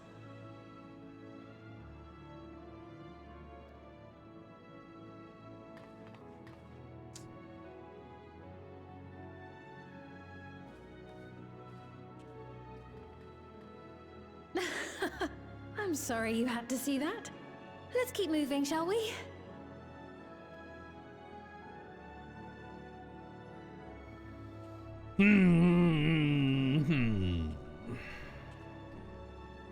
Right. I believe we've visited all the main facilities. With that, I declare our tour concluded. That man from before, does that sort of thing happen often? Somewhat. It's unavoidable. Hardships are a fact of life. Our soul management system has sustained our realm for generations, but it isn't without flaws. For one, people have become accustomed to having spare souls. Without them, they feel vulnerable and anxious.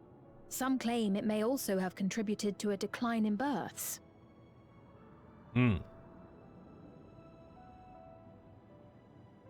Just thinking out loud, but would it be possible to do away with the system?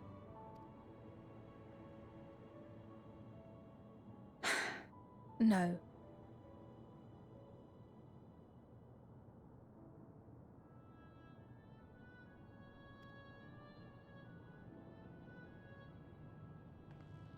I know it isn't easy to change one's beliefs and way of life.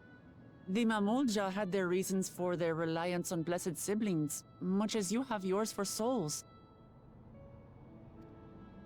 But if we defeated Zorolja, you'd be able to make all the decisions, right? Then we could work together to fix things, restore your realm to where it belongs, and see where we can go from there.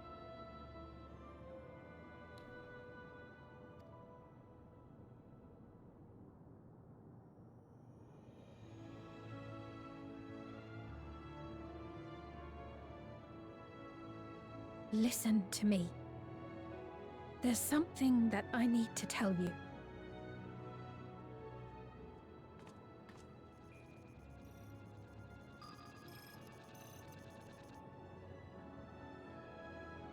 What is it?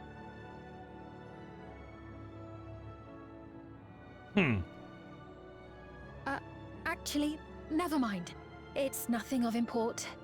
X. Well, it was lovely showing you around. Of course. Of course. Thanks so much for the tour. We've learned not only about your realm, but you as well. For now, our priority is Zorolja. But once we've dealt with him, perhaps I can return the favor and show you to Lihiolal. I'd like that very much.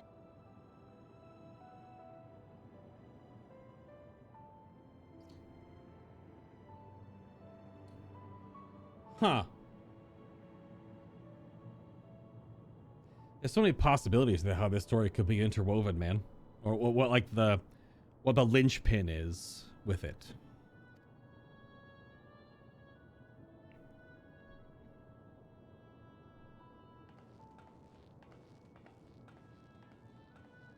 Same.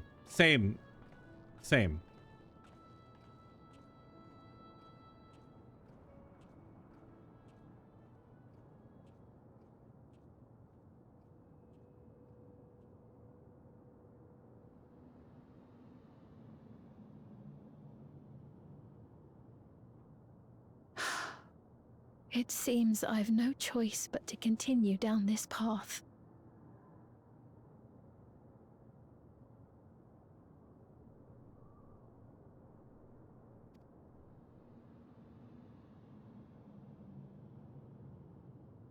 Forgive me, Val Wuklamart, but I must disappoint you.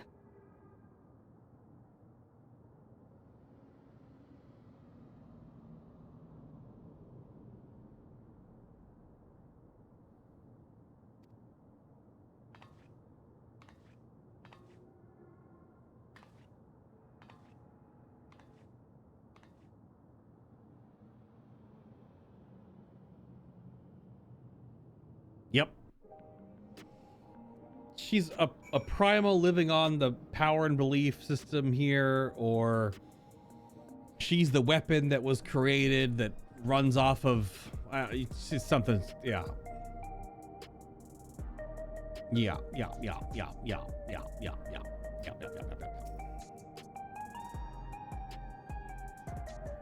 What was Savine wanted to tell us, I wonder?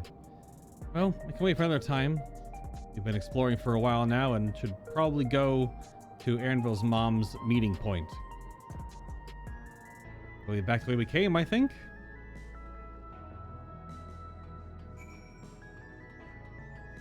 Indeed.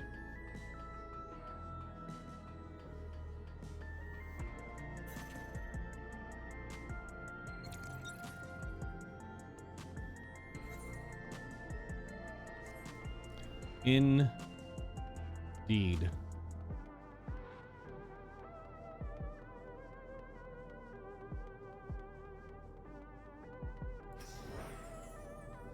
Did switch back into my leisure attire We were in the arcade there, but we'll see.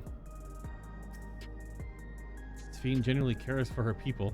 I can respect her for that, and thanks to her tour, come to better understand the lives of Alexandrians. They don't feel so strange and distant anymore. Well, we'll see about that. We'll see about that.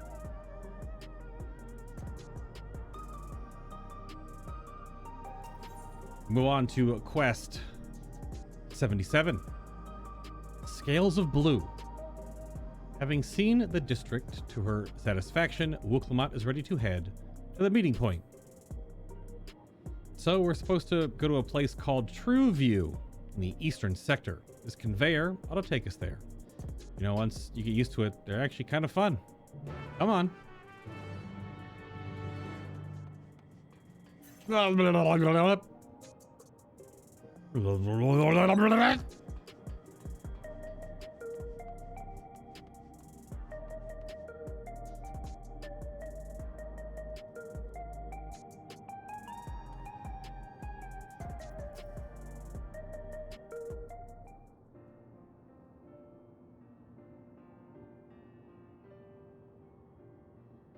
Is the place... This is the right place, you think? Don't see the others, though. Other than sitting and waiting, we might as well explore a bit more. Oh, hey, look over there. Mamulja child? What are they doing here?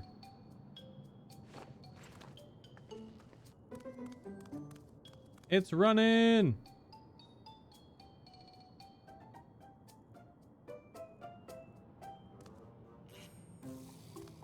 Has Zorolja sired offspring? It's so animated. Look at it looking go.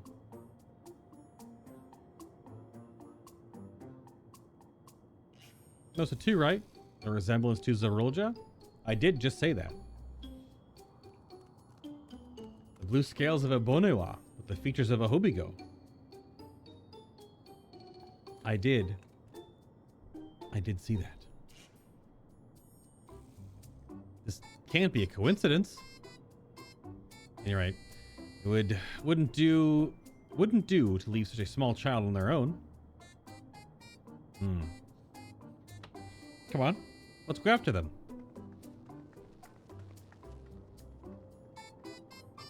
Sure, I guess, yeah.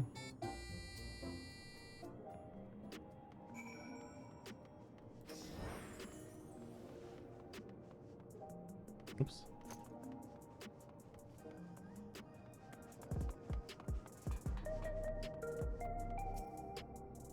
I think they ran this way.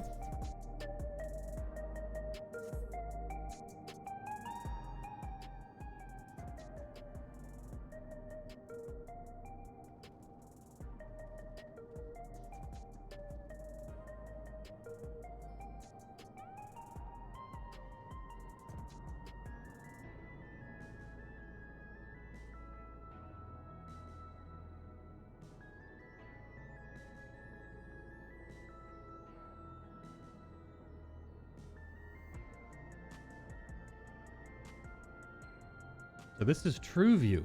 Not sure what I'm looking at, but it does seem lively. It's the Arcadian, I would assume. That's the raid. Doesn't open for another, well, 2 weeks, I guess. And then 2 weeks after that for Savage. That building is just about the only one that isn't lit up. Not open for business at the moment, I guess. Oh, okay, hello. Hi. Ah! Ah! Didn't see you there.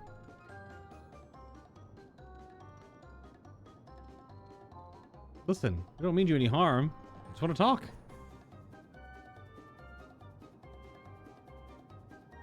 It's a bit odd, don't you think? They run off when we approach, only to suddenly reappear. Maybe they want to take us somewhere?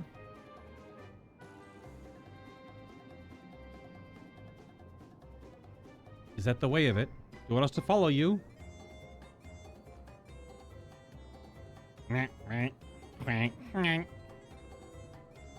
So it is. All right then, lead the way.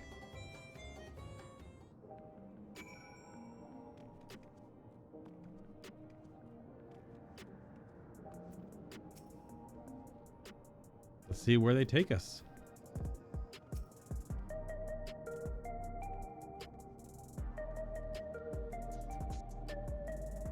Blue-scaled Hobigo child.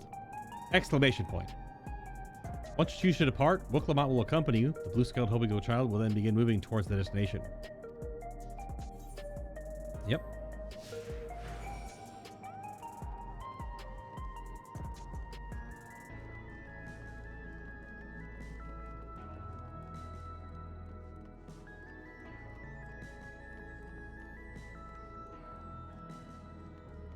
Always a little slower than our run speed.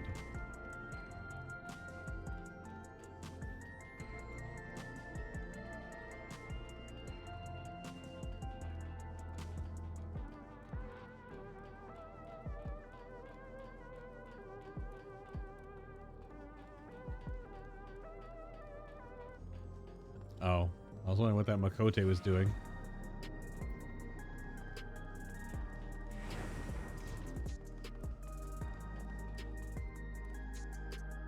Oh, okay.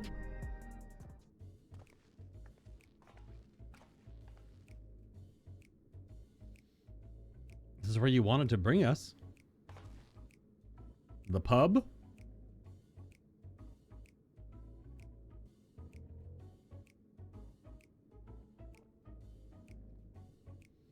What is this place? If you're meant to relax here, it isn't working for me. Hey, what's your name?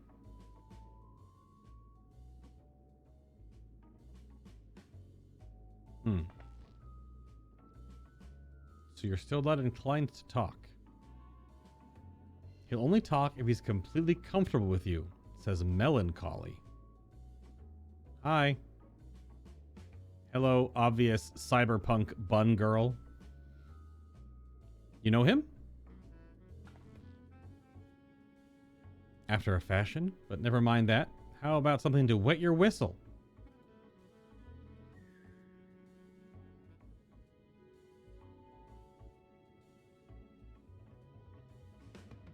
Wood.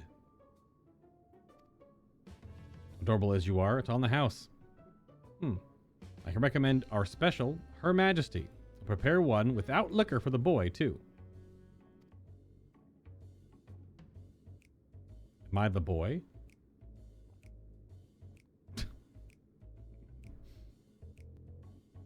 Oh, what the heck? Thanks, but no thanks. We're supposed to meet a friend named Aridville's mom, who I can't remember how to pronounce her name. Went to a child on the way. He led us here. Ah, so you're with Kahuihua. Kafuisia. I can't remember the name. Oh. Oh, I see.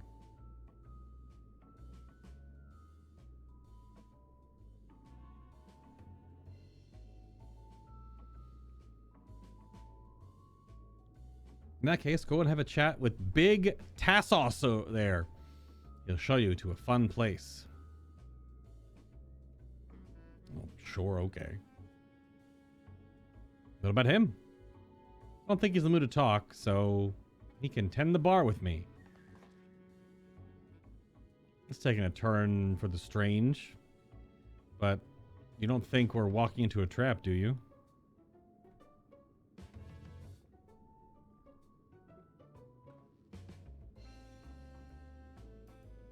Damn it if this doesn't have suspicious written all over it.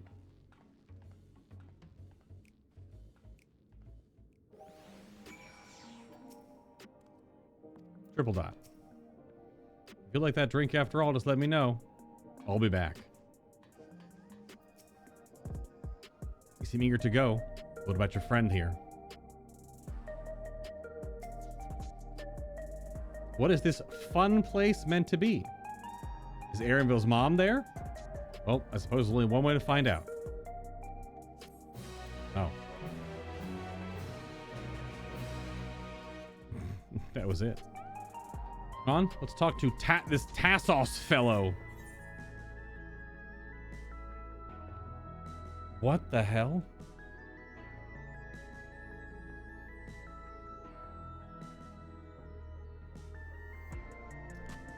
Well, because this doesn't feel like a good stopping point, we shall go again. Quest number 78. Gives you teeth.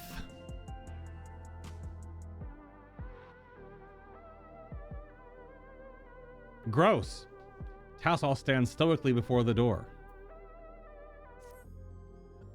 This area is normally off limits, but Kaguya has told us about you. Just follow the corridor, head to the room at the end. Let's go. Whatever happens, you won't catch me being surprised.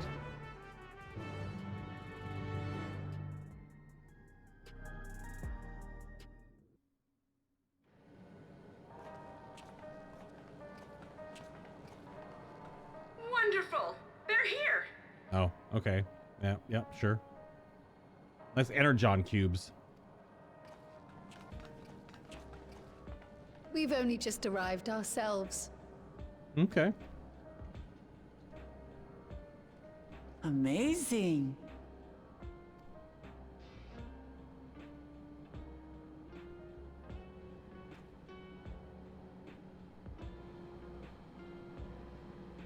Okay.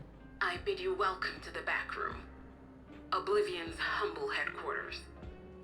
Uh-huh. A hideout tucked behind a drinking hole. Brings back memories, doesn't it? Yes, Alize. The Waking Stones. No. Yes? I just looked at them earlier. It's the Mordona one. It was behind a pub. Our members here are mainly creators and adapters. That is, scientists and engineers who specialize in electro. Okay. They use their skills to provide support to our field operatives. Geralt, Shale, be so kind as to give our friends an overview of your duties.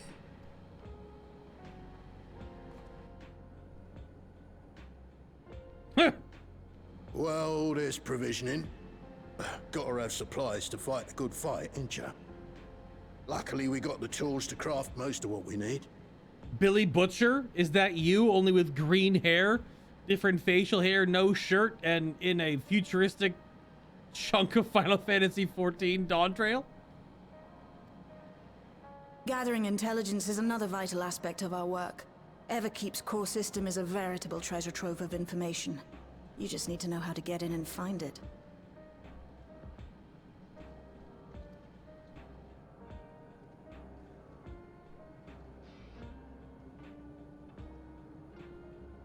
We also handle surveillance and communications, watching the enemy's movements and coordinating our own, that sort of thing.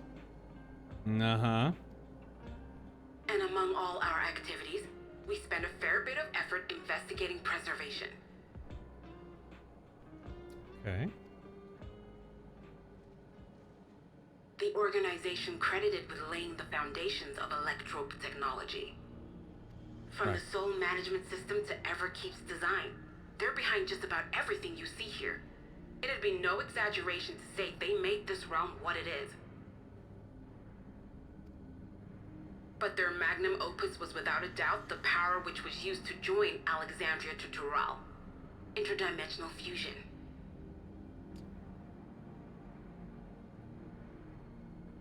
Okay, then. Said power isn't unlike my summoning technique and the magic within Azam's crystal. Oh, don't just name drop my true name like that. Yet, though the effect is localized, to be able to fuse realities. Even with my knowledge, I struggle to conceive how it could be possible. Incidentally, the founders of our group, a husband and wife, were members of Preservation at one point. That they opposed the fusing of worlds, and so defected in order to prevent it.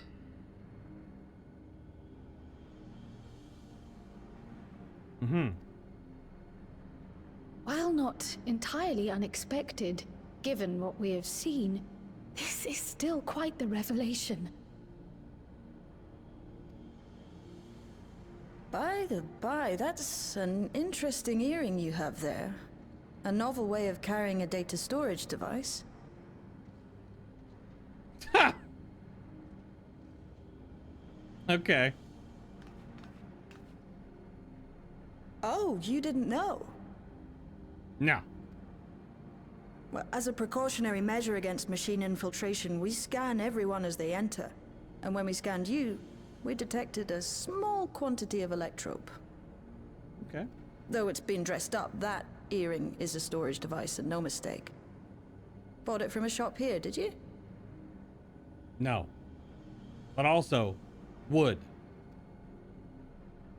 No, it isn't bought, but inherited.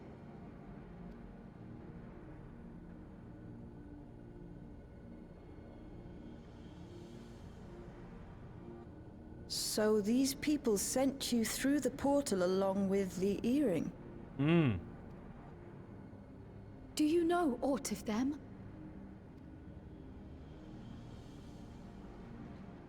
Listen, Cryo. The husband and wife who founded our order.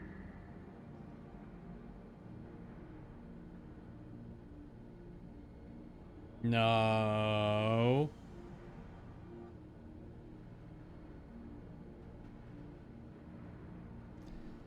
Holy shit! It's believed that they were Malala. Though we have no evidence at present, we can't rule out the possibility that they were your parents, or perhaps close relations.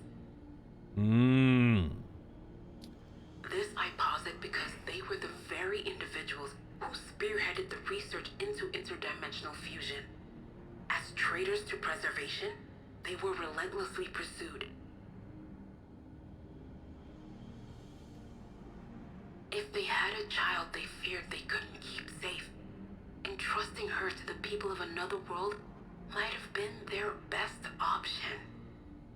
Good God. The writers cooked so hard. Dude. Ha!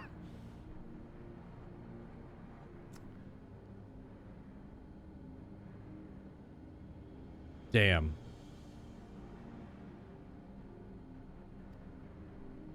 My parents, the founders of Oblivion.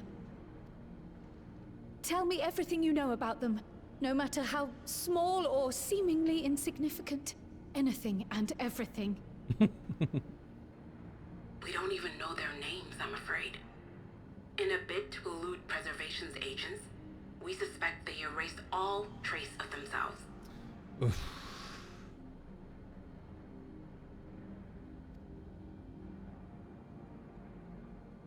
I'm sorry we couldn't be of more help. If you're interested, though, you're welcome to review our accumulated data. Yeah. Yes, please. As an individual and member of my order both, I wish to learn as much as possible.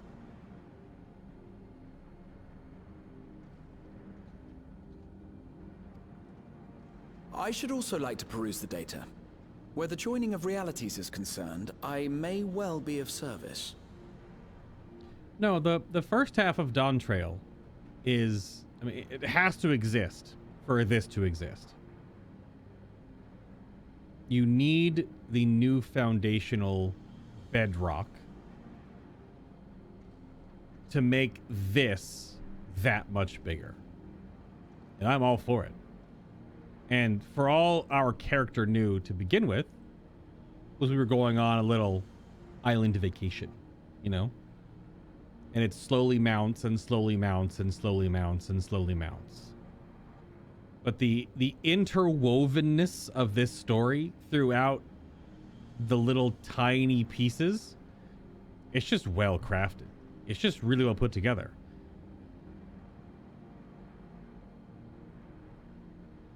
Now, were some of the quests a little bit super mundane? Maybe. Could a few of them maybe been smushed together into one quest? Because some quests were like 8 or 9 minutes of like, you walk to a place and talk to one person and that's the quest. Sure. Some of them could have been maybe paced a bit differently, but that's just the power of hindsight. But right now, the foundational elements to build to this and to combine these two worlds, not just the little reflections being combined, but the Tirali stuff with the Alexandria stuff, with a character we grew through the trial, the rite of succession. Like, there's so many things that had to be significant enough to build the baseline for when you get here and get this revelation to some degree. We're not fully there yet. We've still got like 22 quests left, but like you need to have the baseline. Like, by far, well constructed, brand new story, building off the back of both the new and even some old established pieces. Now, was all of that thought of, and this has been in the back burner since, you know, like Stormblood going into Shadowbringers? Probably not. But connecting the pieces as they have is so, like, it fits. They fit it together. Because if you look at it as a whole, ARR into Heaven's Ward into Stormblood is kind of just like stuff happens. The arc of like Astinian's character is like the big main thing in Heaven's Ward. But then like everything else kind of around those three expansions, kind of like stuff happens. Astians are doing bad things. Who the fuck are they? I don't know. And then it's not until they really started figuring out where their blocks can go and what story actually fits together with their... Honestly, you could look at ARR, Heaven's Ward, and Stormblood as a foundation of where the Shadowbringers and Endwalker story actually was built upon. And now we are branching from that with taking a little bit from it and moving into a, you know, we're opening up more doors. They're finding places where fitting certain story elements makes the most sense to have reveals like this. And it doesn't feel like it's super contrived. Like, we haven't known shit about Kryl. You go all the way back to the freaking, like the Alexander quest line when you first started talking to Kryl at all, and you go to like Eureka the first time, and like, you don't know nothing. But so much of this now has built off of little things we didn't know, and now is just blooming that right to the player, and it's just really good. It's just, yeah. Well, the majority of quests 1 to 50 are like 4 to 6 out of 10. Well, the second half is easily 8 or 9 out of 10. I mean, dude, yeah. I mean, it's actually literally it's quest. So it's quest, I guess technically 49. That's the big solo duty against the shadow of Bakul Jaja. No, the shadow of Galul, sorry. Of Buklamat's father. That's 49, which leads into 50-51, which are, I have that as one chapter, because it's a huge chunk. That's the Skydeep Cenote into the Dawn of the New Tomorrow, which is the speech and the whole ascension. So yeah, that's that. Everything you did before it builds to that, so that matters. And then we're here now. Anyway, good God, I just needed to like vent some brain confetti. Of course. Feel free to peruse to your heart's content. I still don't know if Aaronville's mom's alive. I think she might be a soul in a robot, but we'll see. Thank you. If you like, I can examine your earring. I have to say, the prospect that it belonged to our founders has me itching to take a look.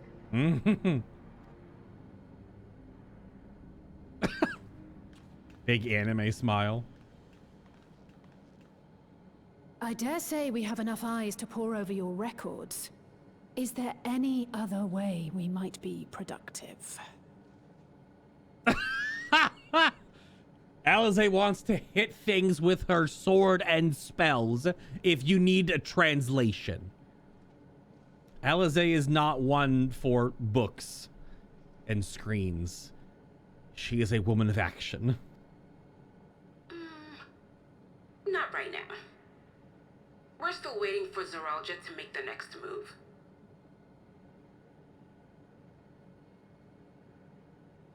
Yeah, the dungeon's not for a little while yet, Alize. Soon. In that case, Alice, would you mind accompanying me? Gladly.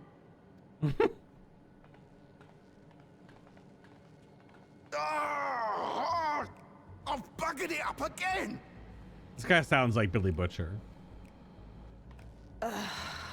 Never a moment's peace. Pay him no mind. I don't.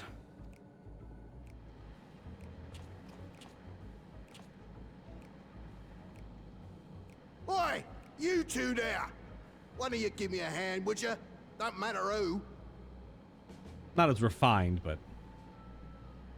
yeah, the good little Jaw fight is the best part of the first half. It's good. It was definitely very good. The fact there was also like a trial, but not a trial. It was just a solo duty. But it was still 8v1. Like a trial. I just remembered I have matters to discuss with Shay. No, you don't. Okay, I have to help him.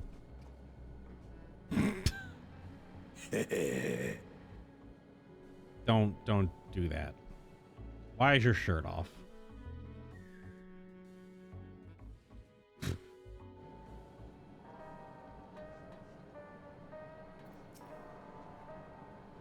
Better you than me. Seldom does one see Kryl so openly impassioned as her comrade. I'll do my best to support her. Shale has already extracted the data on the earring. At long last, a clue. My apologies, but I will remain here to review the information. I feel for you. While Gnault is a brilliant adapter, as if he's stuck full of... it's as if he's stuck on full volume. It's all I can do to put up with the clamor. By the way, you didn't know him before, did you? Don't see how you could, but for a moment there, you were looking at him like you've seen a ghost. Yeah, it's the reflection of Geralt, or what's the other one's name? It's the guy that makes the artifacts. He's the artifact weapon guy. Yeah. He's that guy's reflection, clearly. Or Splinter. A little. I try to keep closer to the rest of us so you don't get surrounded. Oh, you're talking tactics? When I go on the attack, do you think I'm pushing forward too quickly? Ah, they're talking tactics. That's fun. This place was originally designed by the preservation engineer. Sorry. This place was originally designed by the preservation engineer. That's why it's wall to wall with contraptions. Yeah. That's why he has no shirt on as well. And he has to have green freaking hair. But he has the tattoo. It's underneath part of his hair, obviously. But it's the tattoo. All of them have the tattoo on their right side of their face. So we have Geralt. Who's the third one? Who's the one on the first? What's his name? I can't remember. It's something very, very similar. Probably Gnault or something. I don't know. Sorry you had to see my passion spilling over. Happens when you put your heart and soul into your craft, you know? You know, to be weird or nothing, but I feel a sense of kinship when I saw you. As if we've met in another life. Any road. As I'm saying, I need someone to lend me a hand. Haven't slept for 2 nights now, not a single wink, and I'm right to collapse. Can't afford to, though. Got folks relying on me, see? But if I'm to keep at it, I need you to fetch me my favorite energy tonic. Let me guess, I'm gonna go get it from... Voucher's good for 2 cans. One for yourself by way of welcome. Can't get the stuff at any old vending machine, though. You need to go talk to a bloke named Philemon. If I am tending a bar on the main strip. Off you go now. Oh, so we're not going to... Or I thought I was going to go. I thought you were going to send me over to What's-Her-Face, the reflection of your love interest in every other reflection of you.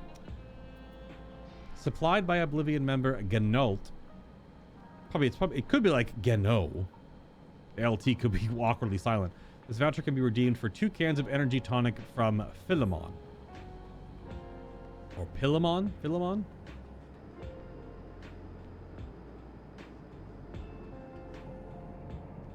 How do I get out? Oh, there it is.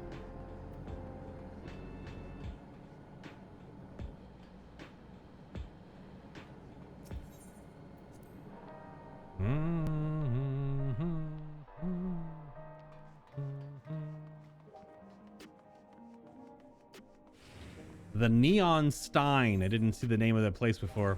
That's actually cool as hell. Bartender is cute as heck. What in the frick? That emote though. Or it's no. Oh, they just did the quest. They have they have a buff on them. Oh. And this is some, it also is very Ghost in the Shell like, whereas certain parts of this is very cyberpunk Night City. It is also very Neo Tokyo from Ghost in the Shell. I haven't really spoken about that yet. It needs a little more floating, like floating neon, holographic floating neon in the air. That would definitely have kicked it into me more so. Ghost in the Shell being one of my favorite anime of all time. Any of it, all of it. The movies, the standalone complex show, I love it. But it doesn't have like big floating fish and stuff. It has the big signs, which is very, and all the advertisements, which is very Night City. But if it had more of this, like above my bun's head, it would definitely look like Ghost in the Shell. Welcome. What are you having? Energy tonics you can't get from a vending machine. How dare you suggest that I sell such dangerous stuff? Away with you, and don't come back. Got a voucher? Flip it to me then, nice and subtle.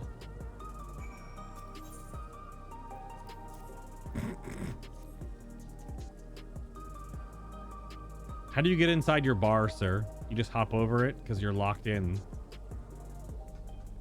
Ah, so you're collecting for Gnault. A can for him and a can for you, eh? Guess so.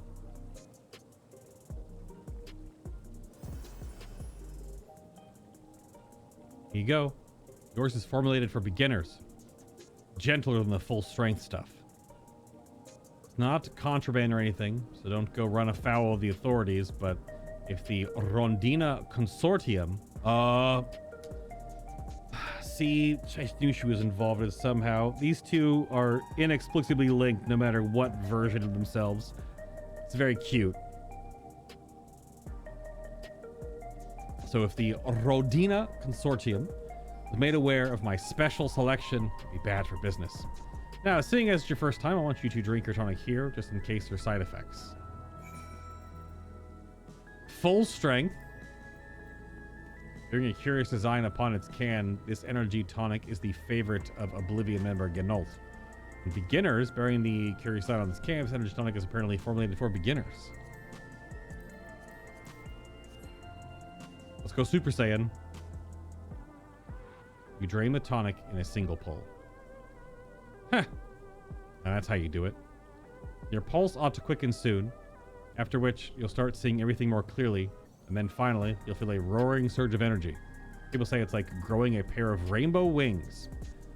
Well, you haven't up and carked yet. Carked it? Carked it? So hurry along and give Genalt his tonic. He tends to leave it to the last moment. I expect he's about to keel over. Oh!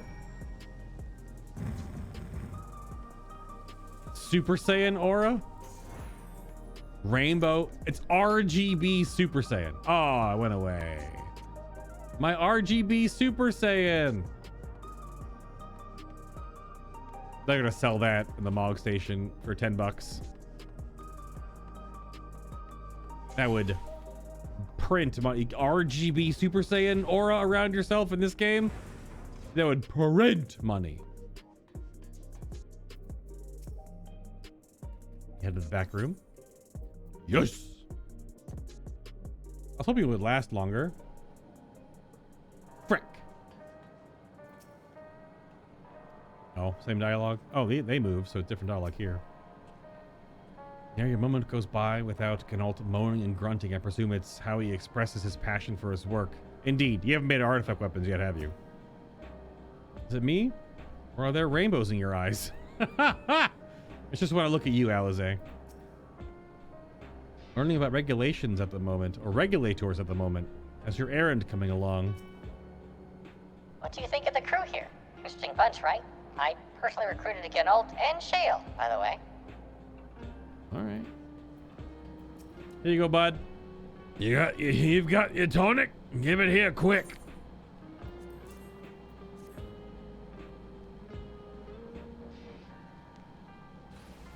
Oh, RGB Super Saiyan.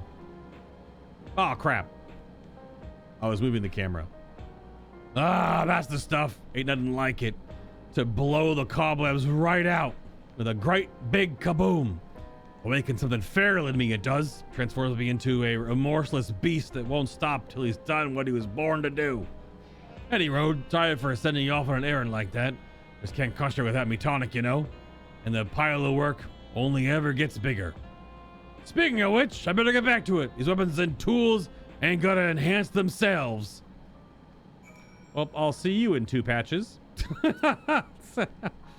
It begins. Mine's the clarity. Mine's the precision. Yep. See you about 8 months from now. For part 1.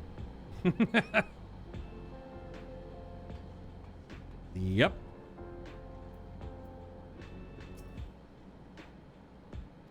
Is it just me or do you have rainbows in your eyes? That's such a good line. I love that. That's so good.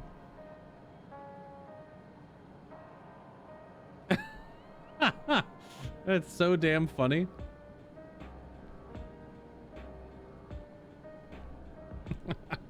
Oh, that's so good. I had to take a picture of that.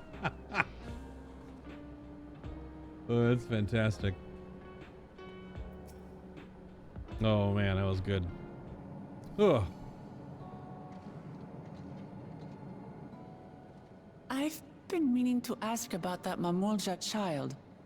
Could he be... Yes. In all likelihood, he's Zoralja's son. Who'd he have it with? So you think so too? But what is he doing here? And how was he conceived? He was abandoned, the poor dear. We found him in the Drift Downs a few years ago. Goodness. To think he'd cast aside his child. We can't say for certain who he was born to, or why he was on his own. But he's a blue-scaled Hubigo, and Zoralja is the only other one around. Yep. That being the case, everyone assumes they're father and son. Even the boy has put 2 and 2 together. Hmm. This all happened when he was very little, so he has no recollection of his parents. It breaks my heart to think of it.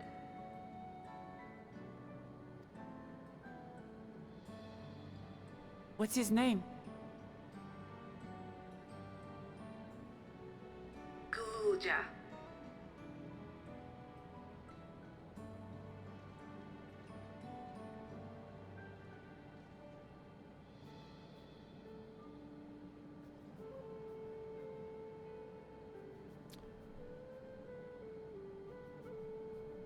So he named him after his father. Ja just means head, like what single or whatever. Name is Galul Ja, like Galul 1. So like Bakul Ja Ja is 2 heads, or Galul Ja Ja, the previous king, 2 heads. Huh.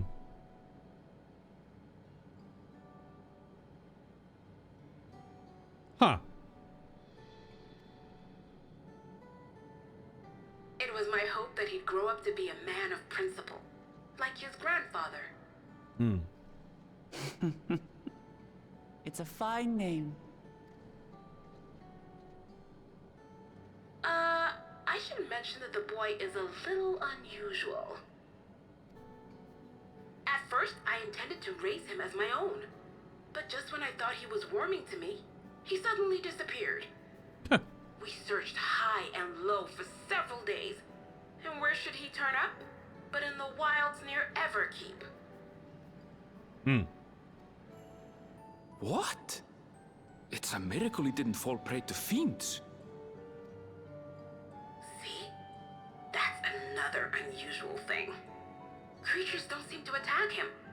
He could pick his way through the Thunderyards as if he were on a stroll.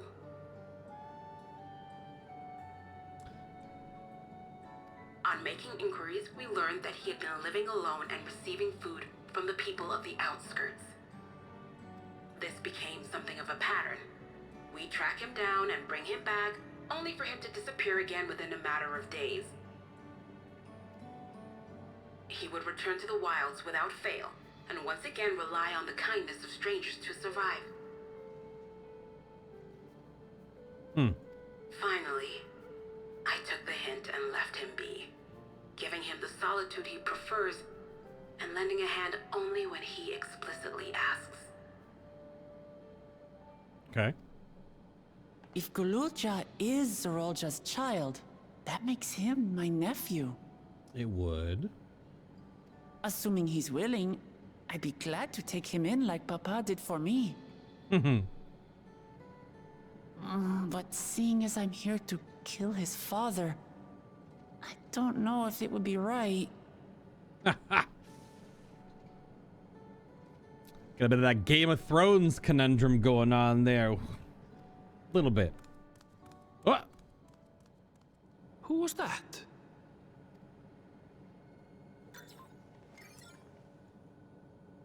Oh dear. It's Galulja. Don't tell me he heard everything. This is my fault. I asked that he be kept away, but I should have taken more precautions. I'm going after him. I need to explain. Wait, Lamachi. I understand your haste, but it'd be best to coordinate a search. Kakiwa, do you have any idea where he might go? See, Alize just pronounced it like I've been trying to think about it being as Kakiwa. But a different character pronounced the HC as like an F. Now I'm confused. There's no telling, I'm afraid. He could as easily be outside the tower as here in Solution 9. Right. If those who can fight would search below, my mother and I will scour the district. Sounds like a plan. Let's get to it.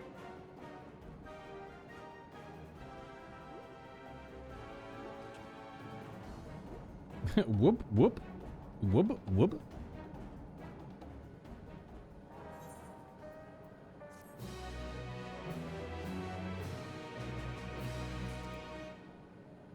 So I guess I'm still confused why that quest was called Gives You Teeth. Why was...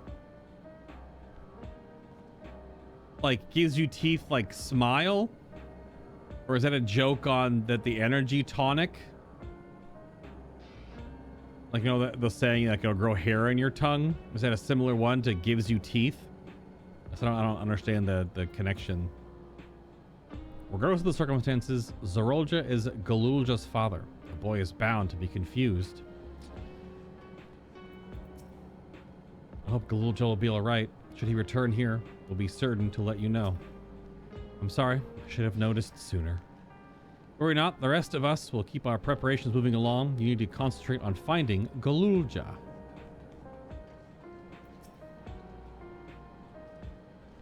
Have at ye, you no good, never-ending pile of work. Yar!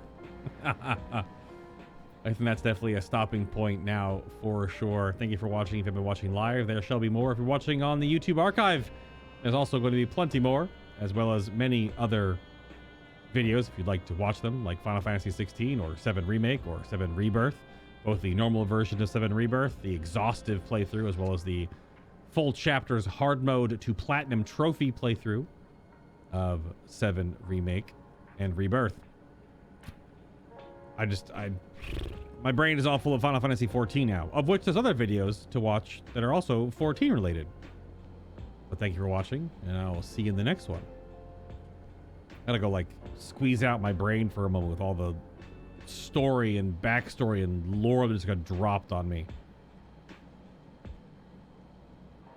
It was a lot. It was definitely a lot.